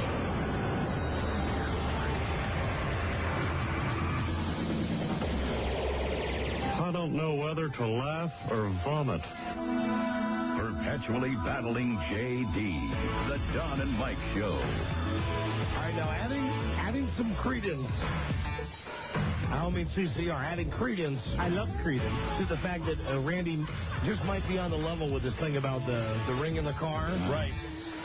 Lisa says he was kind of flipped out when he figured out that we wanted to call his wife. Oh, good. Well, that means he's sincere. Well, does he understand now? Yeah.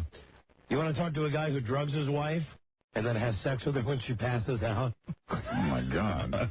There's always a last-minute entry. Yeah. Hello? Hey. Hi. What's up, guys? Hi. You there? Well, first off, what man doesn't do that? True, but also this was a plot on Law and Order last week. Oh, was it really, Rob? Yeah, Gary Orbach may find this fellow out. Oh, yeah, that's right, it was. I swear to God, I don't even watch that show. Right. Honest Swear to God is a good thing. But, you know, it's also illegal. It is illegal, Rob, isn't it? What you're saying, you're confessing to, sir, is I believe, maybe a felony. If my wife wished to press charges. So what drug do you give your wife? Well, first off, why can't you just F your wife? What kind of guy? Okay, let me explain it to you guys. We have 2 kids. Since we've had 2 kids, my wife has sex with me voluntarily, maybe about once every 2 weeks. I'm a 23-year-old guy. I have a ridiculous sex drive. Once every 2 weeks is not enough. Yeah, I would stake my career on the fact that this guy is so full of S. It's coming, and he's called before because I've heard that bird before. I have never called before. I swear to God, you guys. Swear to God again. There's another swear to God. All right, so what do you give her? Okay, while she was pregnant with the last kid, there was a 2-week period where the most she could sleep was about an hour or 2 a night. That obviously started getting to her, so she went to her doctor who prescribed Cica-Barbital. It's a sleeping pill. Just knocked her on her butt, let her, get a full night's rest whenever she needed it. How do you get off having sex? I don't mean that rhetorically. I mean that specifically. How do you get off having sex with a woman who's passed out? It'd be like having sex with a dead person. Okay, to be honest with you guys. Emily, can I tell you something, Einstein? If this is really true, yeah, you had said only if she presses charges. You might not be right about that. Well, I'm curious about when she's passed out. What do you do? Just mount her? Okay, well, let me first of all say this. My wife, before we got married, we had a very healthy sex life. I mean, I would say in the area of about 10 times a week. Since she's had the 2 babies, we have sex, like I said, about once every 2 weeks. Pal, it happens to every guy when she has kids. It happens all the time. Yeah, I mean, you don't need to drug her. All right, well, the fact is, since she's had the kids, she's become basically a cold fish in bed. When we do have sex, she just basically lays there and tells me to hurry up. Well, what does she do when she's drugged to the point of passing out? It's not much different. She just lays there like she does when she's awake. She just lays there? Basically. Aren't you afraid you're going to knock her up again? I use a condom. Otherwise, she would know from the mess. Oh, God, the kids are there, too. Is this Billy Cleary? I have no idea what you're talking about. I've never called your show before. This is Mark Shimura is what it is. Yeah. No. Even if it's true, no. No, there's something, I mean, you like... If it's true, it's rape. Let me first of all tell you guys why I'm calling. Because I'm here we go. sure you're wondering that. I've been totally guilt-ridden by this. I'm not a sick person, first of all. No, not at all. No, you're a criminal. No. If you're totally guilt-ridden, you should tell your wife. You shouldn't tell a national radio audience. Yeah, and I hope your wife presses charges. Okay, well, that's why. Maybe $1,000 earrings will stop her from divorcing me. Hey, you know something? When you come clean with this, and I think not divorcing you might be the least of your problems. How many times have you drugged your wife and had sex with her? I've only done it about 5 times. Oh, God damn. Oh, my God. Think about counseling. That's pretty awful. You better be careful, sir. How do you get aroused? How do I get aroused? I'm 23 years old. Yeah, okay, I understand. But how do you get aroused when you know the woman is laying there and just like, ah? That's all she does when we have sex when she's awake. Oh, God. It's the same thing. How old are you? 23. How long have you been married? 3 years. Why don't you just J.O.? I do, but Mike, you know as well as anybody, sometimes you need... Wait, don't bring me into your sick world. I know as much as anybody. Okay, I would never, come on. Okay, J.O.ing satisfies that need temporarily. But sometimes you need more than that. Hey, Mike, you understand what I'm saying. I meant Don. Don is the one. Oh, great. Well, yeah. That's much better. Here, I'm on the shoulder to cry. Yeah, right, exactly. Now he's going to bring you into his world. I got news for you. I bang my wife all the time, but when she doesn't want to have sex, the thought of drugging her and having sex with her near-dead corpse has never crossed my mind. She's not near-dead. She's slightly drugged. She's a heavy sleeper to begin with.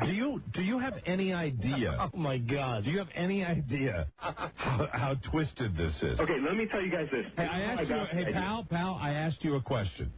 Yeah. Do you have any idea how sick, how demented, how illegal what you're doing is? That's why I feel guilty about it. That's why I want to come clean. Well, good. It's wrong on so many levels that you should probably come clean with her, but not on a radio show. No way. And, even if it's where I got the idea, maybe you won't think it's as sick.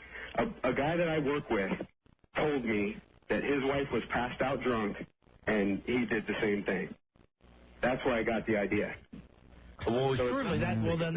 Oh, that makes it all better now. That makes it okay. Well, if there's other people out there doing that, I'm not. What do you mean there are other people out there doing that? There are other people that might be prosecuted. I'll say in deference to your friend, if what your friend said was true, if his wife had too much to drink, and one time he banged her, yeah, but he's not giving her pills to knock her out so that he can have sex with her. You know what the thing is? I give her the option. Okay, here's how it works. What do you give her the option? Have sex with me now, or I'll drug you? No, I don't tell her that. I don't tell her that. But she drinks a glass of wine every night before bed. Yes. She has me pour her the wine, bring it up to her. That's obviously when I put the secret barbitol in there. This is like Klaus von Bülow now. Oh, I think it's got to be crap. How have I told you one thing that doesn't totally? No, I think you're a liar. Okay, whatever.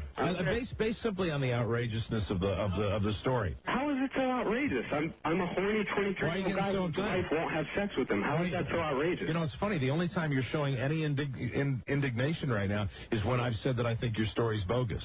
You didn't seem to show any indignation when we were talking about felonies and all that stuff. Because I'm not worried about it. No, because you're lying. On the radio right now. You're lying. Okay. You know, I would think that if there was a lawyer or accomplice thing, that there might be some legal leg for your wife to stand on. The fact that there's not even a question. That even though you're married, you're drugging her. It's absolutely and right. You're having sex with her against her consent. I'd love to find out exactly what it is, but I know it's heavy duty because there was that show. See, and the thing is, what Rob said about that show being on Rob, was it his wife on Law and Order? Yeah, it was a guy. The woman was they were investigating what was supposed to be a suicide, and it turned out to be a murder. It was this plan gone awry. It was a doctor, wasn't it? I think he was friends with a doctor. They were a ring of doctors. I remembered it now because I watched part of it. It was a ring of doctors. I've honestly never seen that show, guys. Right. Hold on. I got a guy on the phone who knows something about this drug you're talking about. Keith? Yes. Hi. Don, Mike. Yeah. How many milligrams does your wife take? The Secobarbitol? What's the name of the drug again? Secobarbitol. Well, you're wrong there. It's phenobarbital. You are a dumbass. I'm looking at the vial right now. Secobarbitol. Secobarbitol. I take it for a medical condition, and you can be woke out of a sound sleep with it. How many milligrams does she take? 100 milligrams. Secobarbitol. Buzz Wang. Hold on, the pharmacist. We have our pharmacist. The pharmacist has an opinion on this, Buzz. Similar but different drugs. Phenobarbital. It's not even like a Nembutal or nothing. It's an old sleeping pill from the 20s. You, sir, are a moron. You don't know what you're talking about. It's not the same drug. God damn it. You know what? I want to applaud everybody. What a mess this has turned into. What a mess. Can he spell that drug again? Buzz, what is the difference between the drugs? Well, that I don't know. I know they are similar, but I know that they do exist. They both exist, and they are two distinctly different drugs. Seco and Pheno? Seca and Pheno. Mm-hmm. Are you and you the guy on the phone? Which do you take? I don't take it. My wife was prescribed it when she was pregnant. No, we're talking to the guy that... No, I'm talking to the guy who says you're full of crap. Oh, okay. The other guy. What'd you say, Don? Keith, the drug that you take via prescription, what is the name of that? Phenobarbital. All right, phenobarbital. Have you ever heard? No. Have you ever heard of Secobarbitol? I've never heard of it. And why did I've heard of fecal? Okay. Why did Fecal? All right, now I'm talking to Keith now, the guy who doesn't rape his wife. Why don't you have Buzz look it up online? Hold on, Keith, the guy who doesn't rape his wife. Why did the doctor prescribe this for you? What does this do for you? 2 years ago, I had like a fainting spell, and they give it to seizure patients. I didn't have a seizure, but I don't want to get it.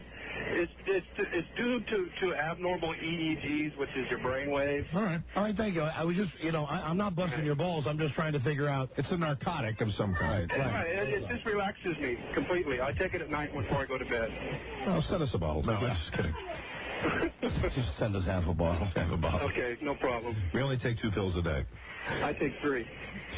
All I know, and I don't know exactly, but would you agree with me that what this guy is describing, if it is true, is it's wrong. It's wrong on 5,000 different levels, including, I think, a legal level. I think it's criminal. Yeah. You know what? I don't think my wife would be that terribly upset. You know something? To be honest with you guys. I don't think it has anything to do with how upset your wife would be, sir.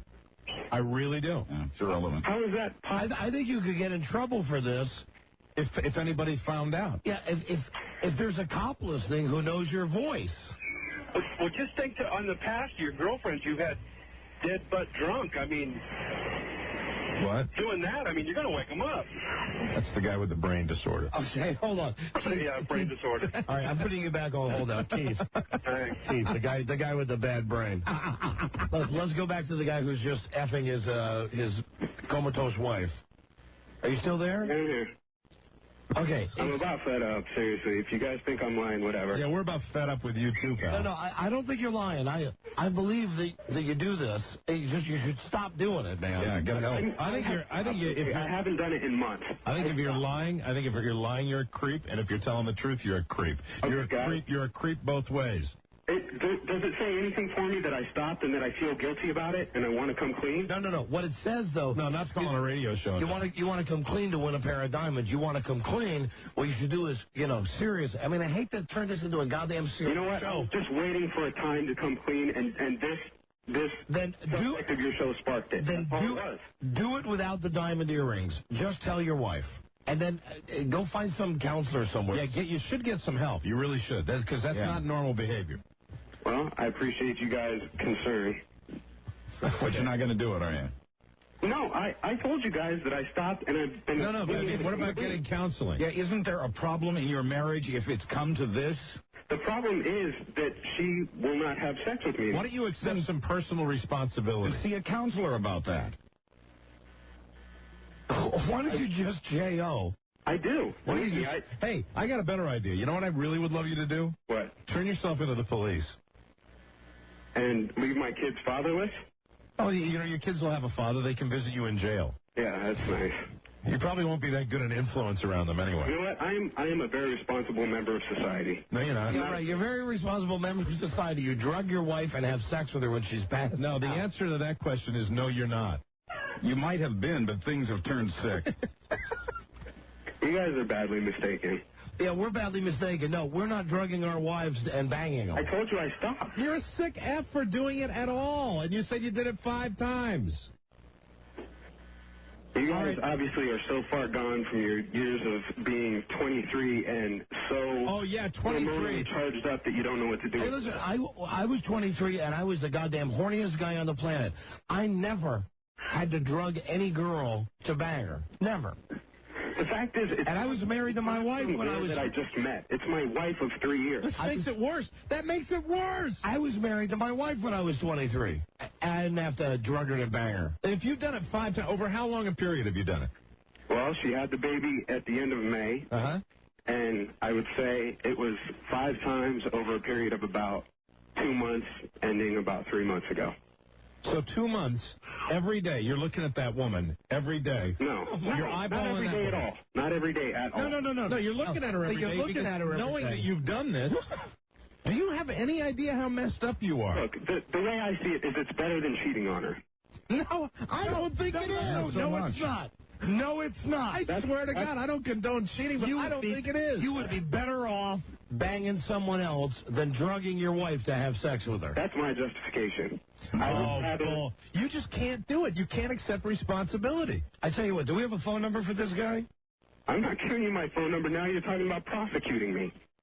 What I'm talking about is perhaps off the air just calling your wife and just telling your wife as a concerned citizen, hey, you might want to, check into the fact that your husband's been drugging you. In all seriousness, we'd have to check with our legal department and find out about something like that. Because, I mean, really, there are responsibilities Mike, of people. You know what, hold on. I'm now seeing on the screen that the drug he spelled, S-E-C-A-B-R. Let me spell it again, okay? I got the vial right here. Yeah, go. S-E. You're full of crap. He wouldn't have stayed on the line. S-E-C-A. Oh, S-E-C-O. B-A-R. No, full of crap. SECOBARBI.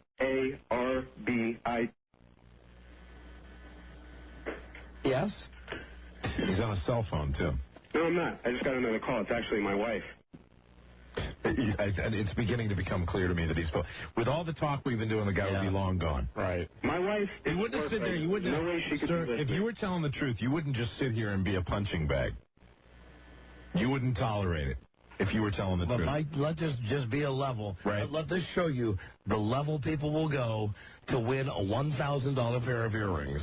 Could I possibly be staying on the line because of how guilty I feel about it? No, absolutely not in a million years. If you really felt guilty, you would just tell your wife. You probably, if you were really concerned, if you'd really done this, all the talk about if I'm going to tell my wife, why not do something nice and give her a $1,000 pair of earrings? Crap. The more he's staying on the line, the more I know he's lying. You're lying! Okay, if you think I'm lying, then hang up. You hang up. I'm not going to hang up. Yeah. Well, that's all right. We've got your number anyway. Okay. I've been on the line too long to just give up and hang up. Well, you're not going to win anything. I'll tell you that right now. You're not going to win anything. You're not going to play the contest. There's absolutely no way we could give somebody who drugs their wife and does her when she's in a coma a prize. Jesus, how stupid do you think we are? But what you're doing is wrong. Please get help. You're worse than the guy. Yes, I swear to God, you're worse than the guy who killed his wife's cat. I have to weigh in once again. Hold on. He's not really sick, and I'll tell you why. He's sick because he's lying to us, but he's not. He didn't do this. No way. I think he might. You think there's still a chance? I don't say I'm totally right about this. I don't know, but I don't think he did it. I think he did it. I think what the other call is his wife saying, when are those disc jockeys going to call us for that setup call? Yeah, exactly. Spell the drug to me one more time so we can go on WebMD. Spell it again. Did he take the other call? I think he might have jumped the line, didn't he? Well, I got the spelling. So somebody was your co-conspirator getting impatient about when she was going to get the call? I'm sorry? I'm sorry? Spell it again right now, the drug. Okay. When I'm saying the letters, are they clear enough for you to understand them? Say them one more time. SECOBARBITAL.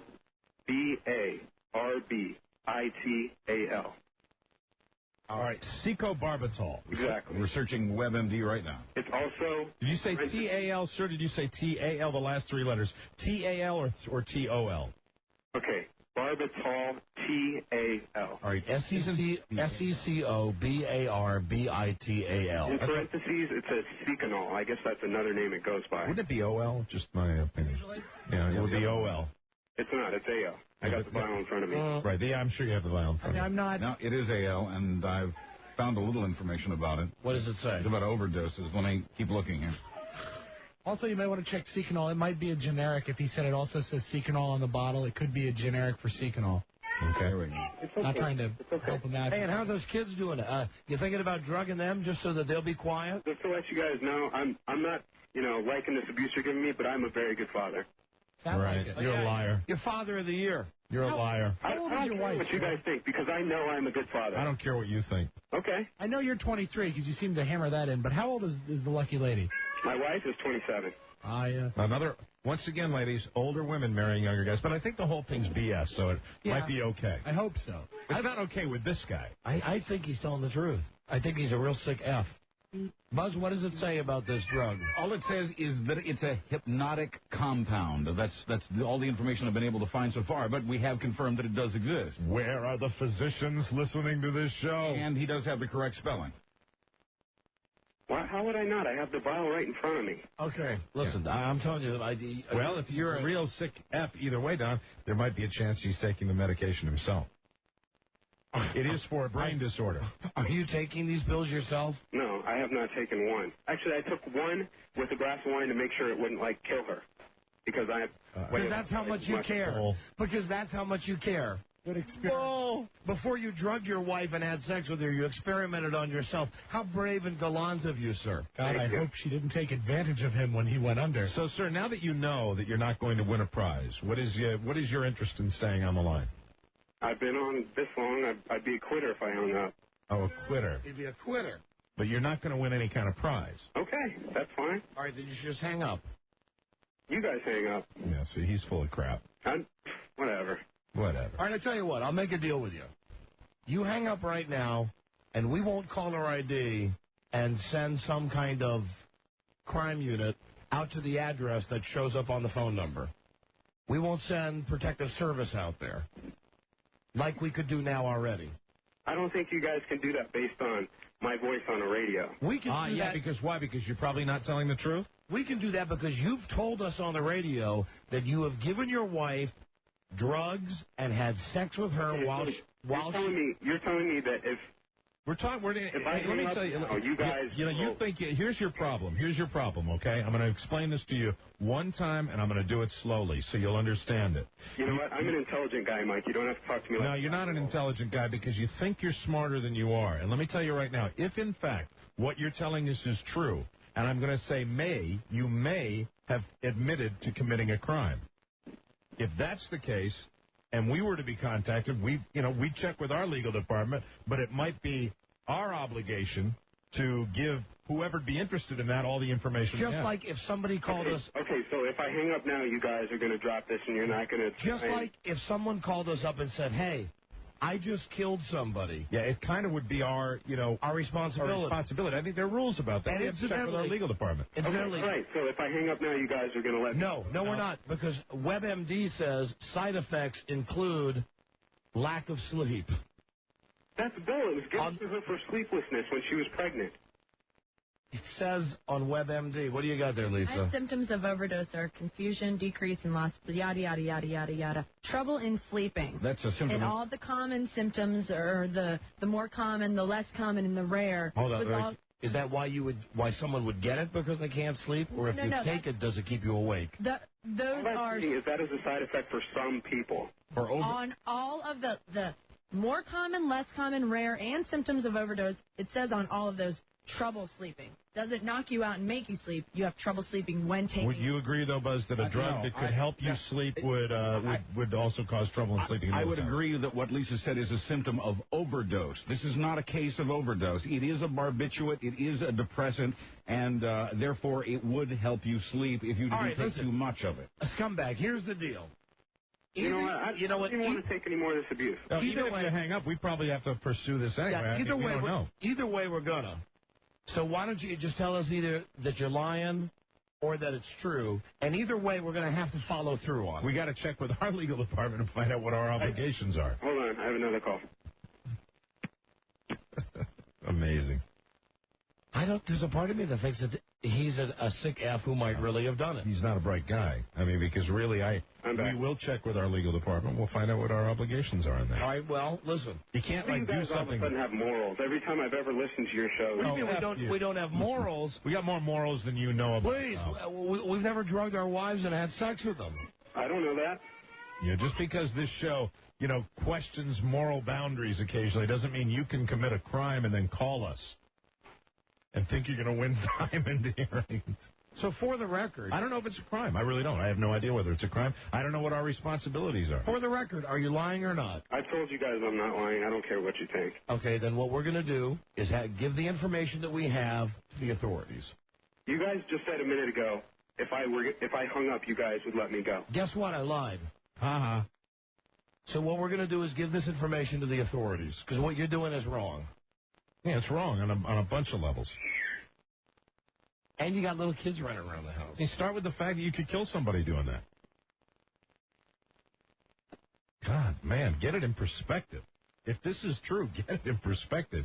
And if you're lying, which I think is a strong possibility, you're still a sick F. How long have I been talking to you guys? Yeah, but long enough to prove to me that you're lying. I just want to know, how long have I been on the air? About 22 minutes. Is that a record? No. Were you going for a record? I don't know. I don't listen to your show long enough to care. There you go. Right. Now it's coming clear. Well, we'll see if you care about 15 minutes from now when there's a knock on the door. Have a nice day.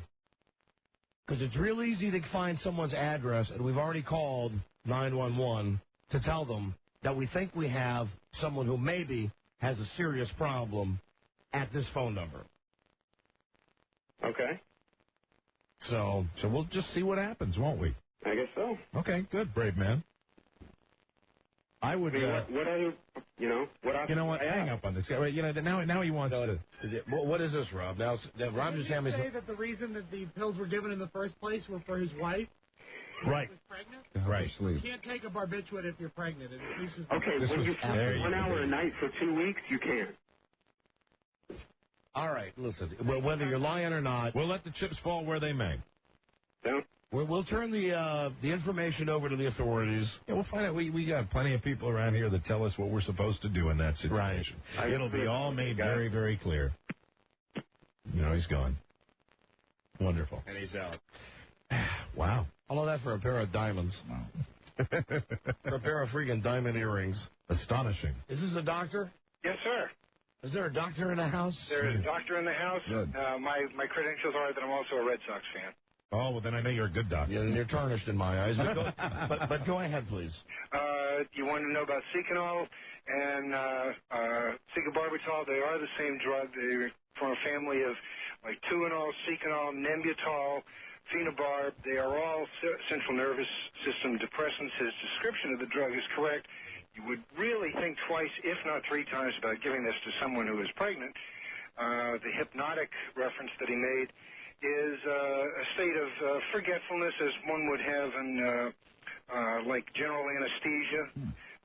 Could you and you do use it for pre-medication as a sedative. All right, and if you gave this to someone, would it knock them out enough for you to be able to? Absolutely. This probably could be used or was used years ago. What would you call it? To that guy, do you think that he was on the level? Oh, absolutely. Wow. Turn on the crap meter.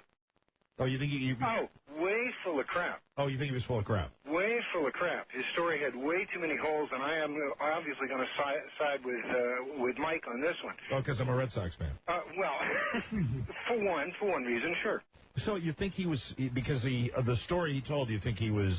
Too many holes from a drug perspective, yes. All right, and what were some of those holes? Well, he talked about the prescription for his wife. As they say, first-year medical student, you'd really have to have some sort of serious problem to give a central nervous depressant to a pregnant woman. All right, thank you. Because you're dealing with the baby's respiration at that point. All right, thank you, appreciate it. Hold, now we got a law student on the line. Okay. Hello, Lynn. Hi. Hi there. How are you? Hi, honey. First of all, it could be listed as a misdemeanor sexual assault. But because it was premeditated and it was done more than one time, obviously 5, it could be listed as a felony sexual assault, a Class A felony. Also, you lead into drug trafficking charges. You could rack up 3 or 4 felonies. What about if you were calling a radio show and making that up? No. Filing a false police report? No. See, you can't get into any trouble for he's that. He's off the hook on he's that. Totally off the hook. Yeah, if he's lying, he's off the hook. He's probably dancing in his living room. Yeah, right but now. but because you know why? If nothing else, someone's going to knock on his door tonight. Right. I mean, we've already turned over the information. HRS would be involved because he has children and he has made such a statement. They could take his children just for making the statement, whether he is lying or not. And it's yeah, it's not any way you slice this. This is not a bright guy. No, if he really did it, I would say he has at least 3 or 4 felony convictions that were easy to go because he's just said it to how many listeners? Mm-hmm. Millions? Yeah, right. 6 million people. Yeah. Right. And if he was lying, he still could be in trouble. And we are not in Iran. Women do have rights. He doesn't have the right to rape his wife either way. All right, got you. Thank you, Lynn. Thank you. Bye, honey. Ladies and gentlemen, welcome to Law and Order. Wow. Jesus Christ. Wow. And that's the only fly in the ointment for me, the fact that both of you guys saw a Law and Order last week that had the exact same plot. Yeah.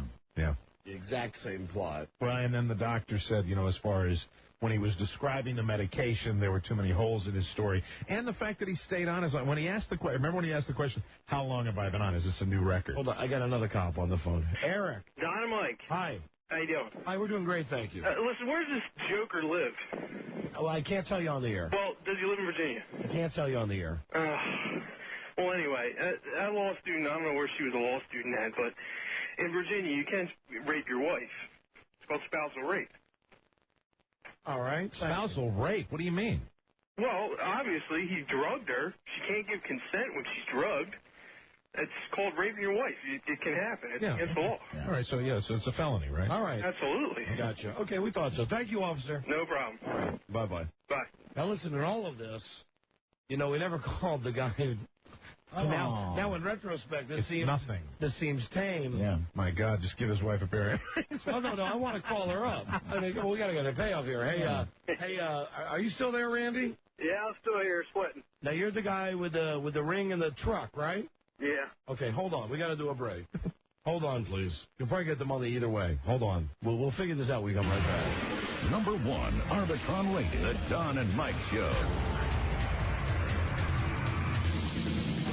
You can come to my office, lie on my couch, and cry about your mammy. They love to screw until they're tired and sore.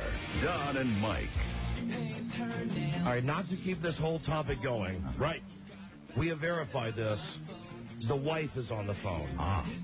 Hello, you're on the air. Hi. How are you? Hi. We're doing great, thanks. Okay.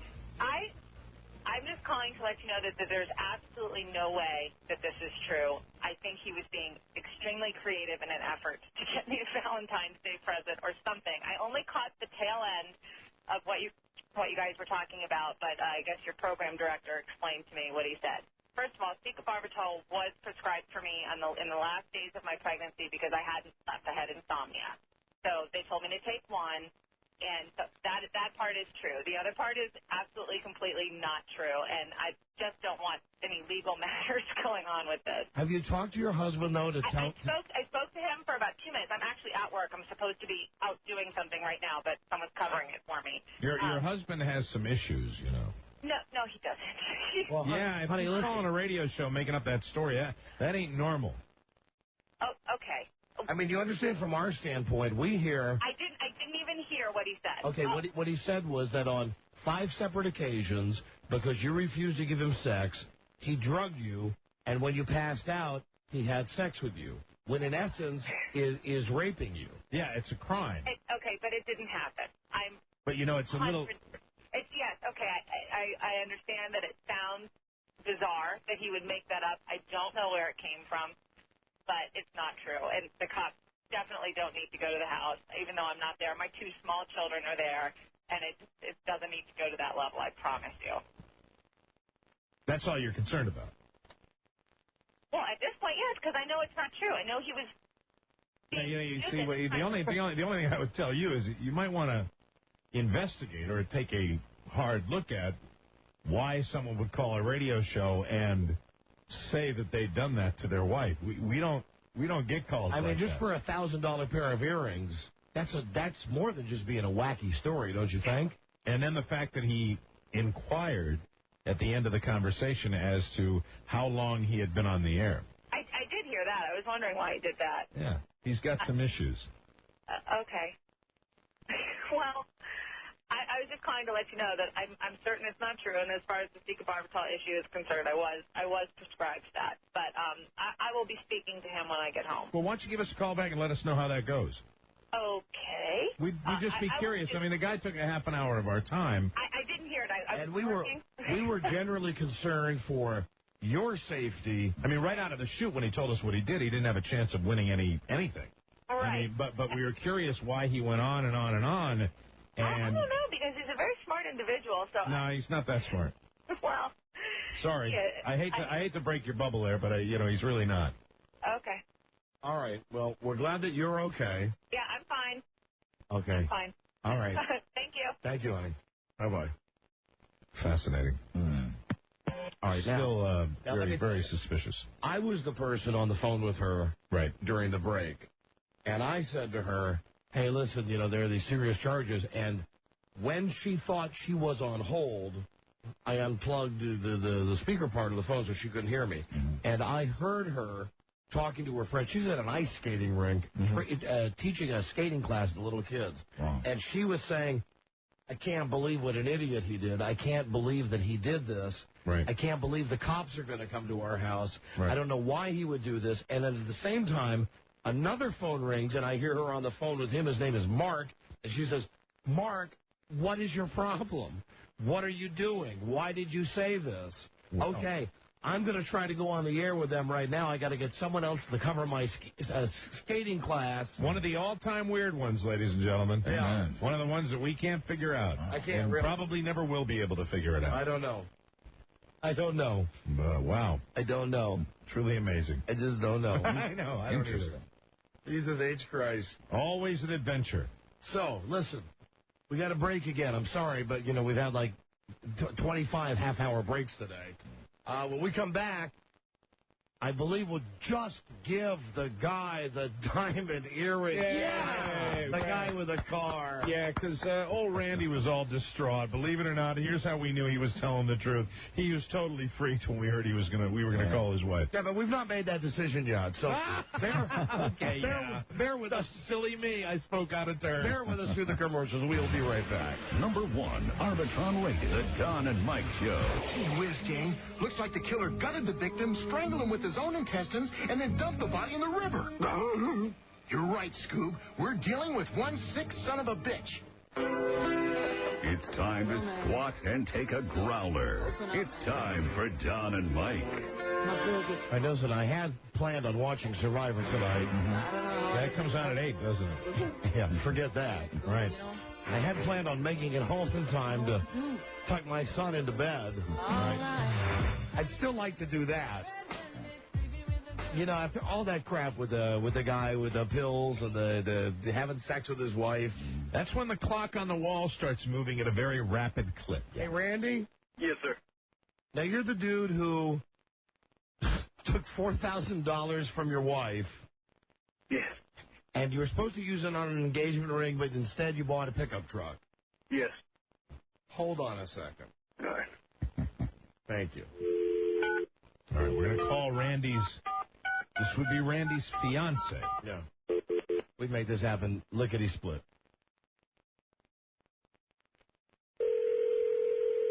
To at least play the game the way it should be played. Amen. Mighty tame after the last hour. And Robbie, I'm going to double up Sherry? the last stop set. Sherry. Hey, Sherry. Sherry, hi. You're on the air with the Don and Mike Show. Hi, Sherry. Is that okay? Yeah. Hi, how are you, honey? Fine. Hi, we have your husband, or excuse me, your fiance, Randy, on the phone. Really? Yes, we do, and Randy has something he would like to tell you. What's that? All right. I went on for a competition. I didn't know how to tell you, though. And I'll give you the good news first. It looks like we might win it. And the bad news is... No. Just tell her the story. All right. What is the story, Randy? All right. In October, when I borrowed the money from you to put down on a ring for you, and then I bought, the truck I got, and it took a while to get a loan, right? Right. And you let me take it home that night, and then I couldn't take it back, so I had to use the $4,000 you gave me for your ring to put down on the truck, and I don't have any money for your diamond ring. Why doesn't that surprise me? Well, at least he didn't give you pills and drug you to have sex. Yeah, that's what one of the other competitors had on there, but we found out he was lying. lying. You'd say this on the air, though. Well, Randy, why don't you give her the good news? The good news is you have a diamond pair of earrings. Oh, really? Yes. Or a pair of diamond earrings. Yeah. What did I say, a diamond pair of earrings? A diamond... Hey, I'll take them. Yes. A ring is going to take a while, Sherry. All right, now, Sherry, in essence, what happened is, remember when you loaned him $4,000 to buy your ring? Yeah. Okay, well, he needed $4,000 to buy his new pickup truck. I know. He screwed me up. Yeah, so he took that $4,000, and he bought the pickup truck, and he's been trying to save to make the money up. He thought he'd be able to get the money in short order and use the money you had given him because he had that money, and it just couldn't stay in his hands on his truck, and he was so overcome with guilt that he decided to be in our contest called What My Wife Doesn't Know Won't Hurt Her, confess his horrible lie, and win you a pair of diamond earrings. Hey, I'll take them. and I need to get something out of the deal. Right. I guess the good news is that you can now wear that pickup truck on your left hand because, in essence, it's yours. That is your engagement ring. Well, that's cool because you don't even let me ride in it.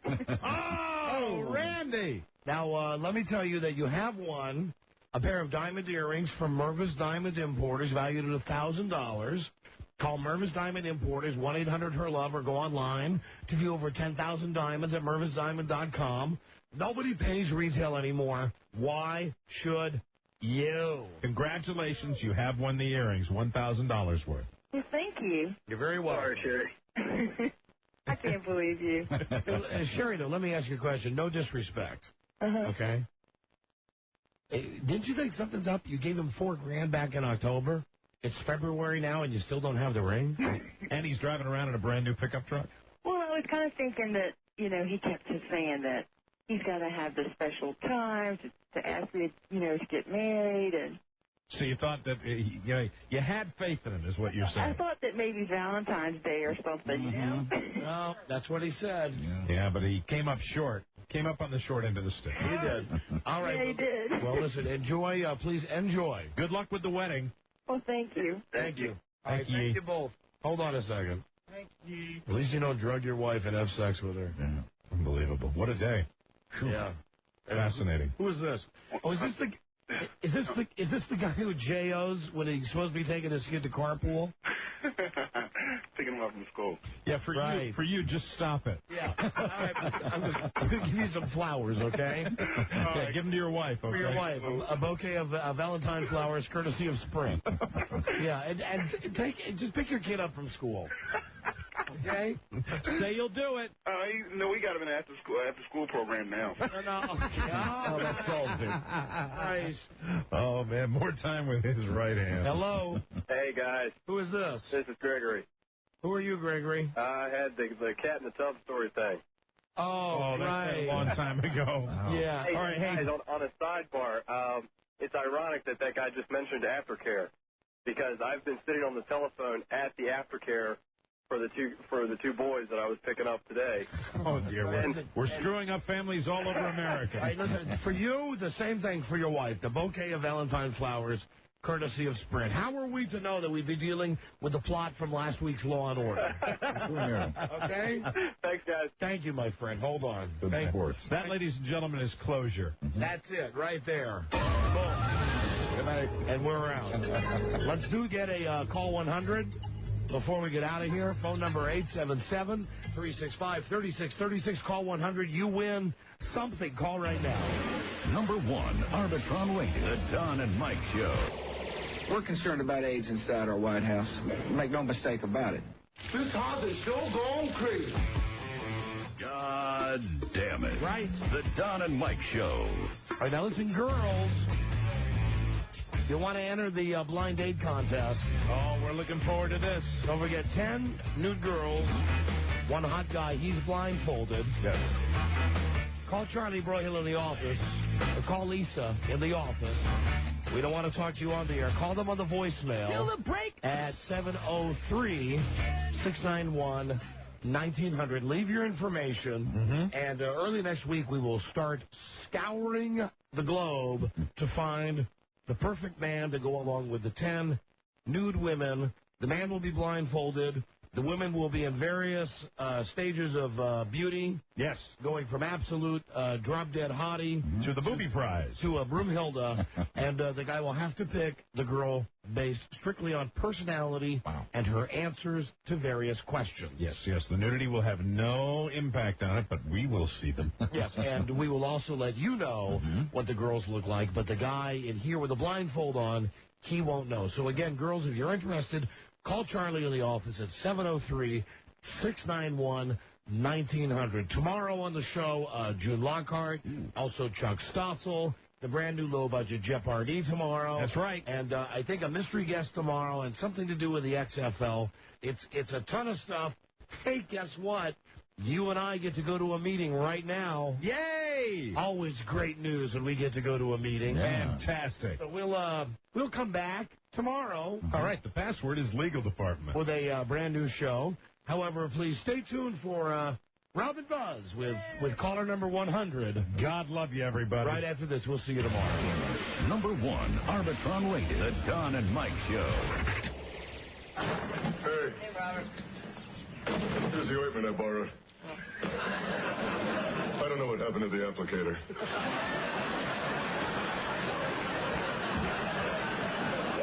You know what? Keep it. Even better than sex and steak. It's Don and Mike. Actually, it's Buzz and Rob. Hi, Buzz. Hi, Rob. What do you want to talk about? Let's talk about tomorrow's show. Yes, you know what? There's a lot of good things coming up tomorrow, and I know what Buzz's favorite thing is. Yeah. Let Buzz tell you. Well, it's going to be the mystery guest. I think that'll be my favorite thing. I'm looking forward to Low Budget Jeopardy and June Lockhart. Absolutely. All great reasons to tune in, but I know that's not why these people are still here. They're here to do caller 100, and let's go to the phones right now, shall we? There's no one on the phone. You know what? Everyone assumed... They've all gone to bed. Everyone assumed that with Don and Mike gone, there's no one there. Nightline with Ted Koppel is next. Buzz, would you like a free Vermont teddy bear or something? Would I? Yeah. Well, we'll hook Buzz up with some monkeys. Monkeys for Buzz. And with that in mind, I guess we are out of time. No. Can't be. Oh, it is. It is. And no one called. I feel so bad. But remember... I get the bears. That's right. Any prizes we don't give away. And the monkeys. It's going to be a menagerie at Buzz's house. All right, so everyone, tune in again tomorrow. Do we sound jumbled? We're a little jumbled. Yeah. I expected to go to a caller We're there. sleepy. Yeah, we're all wore out from today's show. But thanks, everyone, for listening. And this is weird because I have to throw a bottle cap in my own mouth. This is what you do on the weekends when Mike's not around, right? Well, that's true. And, you know, I hate playing with myself. But, Joe, would you like to throw a bottle cap in my mouth? Oh. Look, there's Joe, my go-to This guy. is going to start the rumors. I know. Well, I love it. You know what? I can go nowhere but up from here. All right, Joe, are you ready? Open I wide. guess I should say thank you, Buzz. Thank you, Rob. Thank you, Joe. Thank you, Don. Thank you, Mike. Yeah. And throw that bottle cap like Mary Tyler Moore. That's going to leave a mark. Yeah. Damn near took off my cheek. All right. Thank you, everyone. We'll see you tomorrow for Friday's show. And so long, everybody. Goodbye. Till we meet again, this is Sammy Davis Jr. saying, be kind, be nice, and I hope the next performer has the pleasure of having as nice an audience as you've been tonight. And let me leave you swinging. Number 1, Arbitron rated, the Don and Mike Show.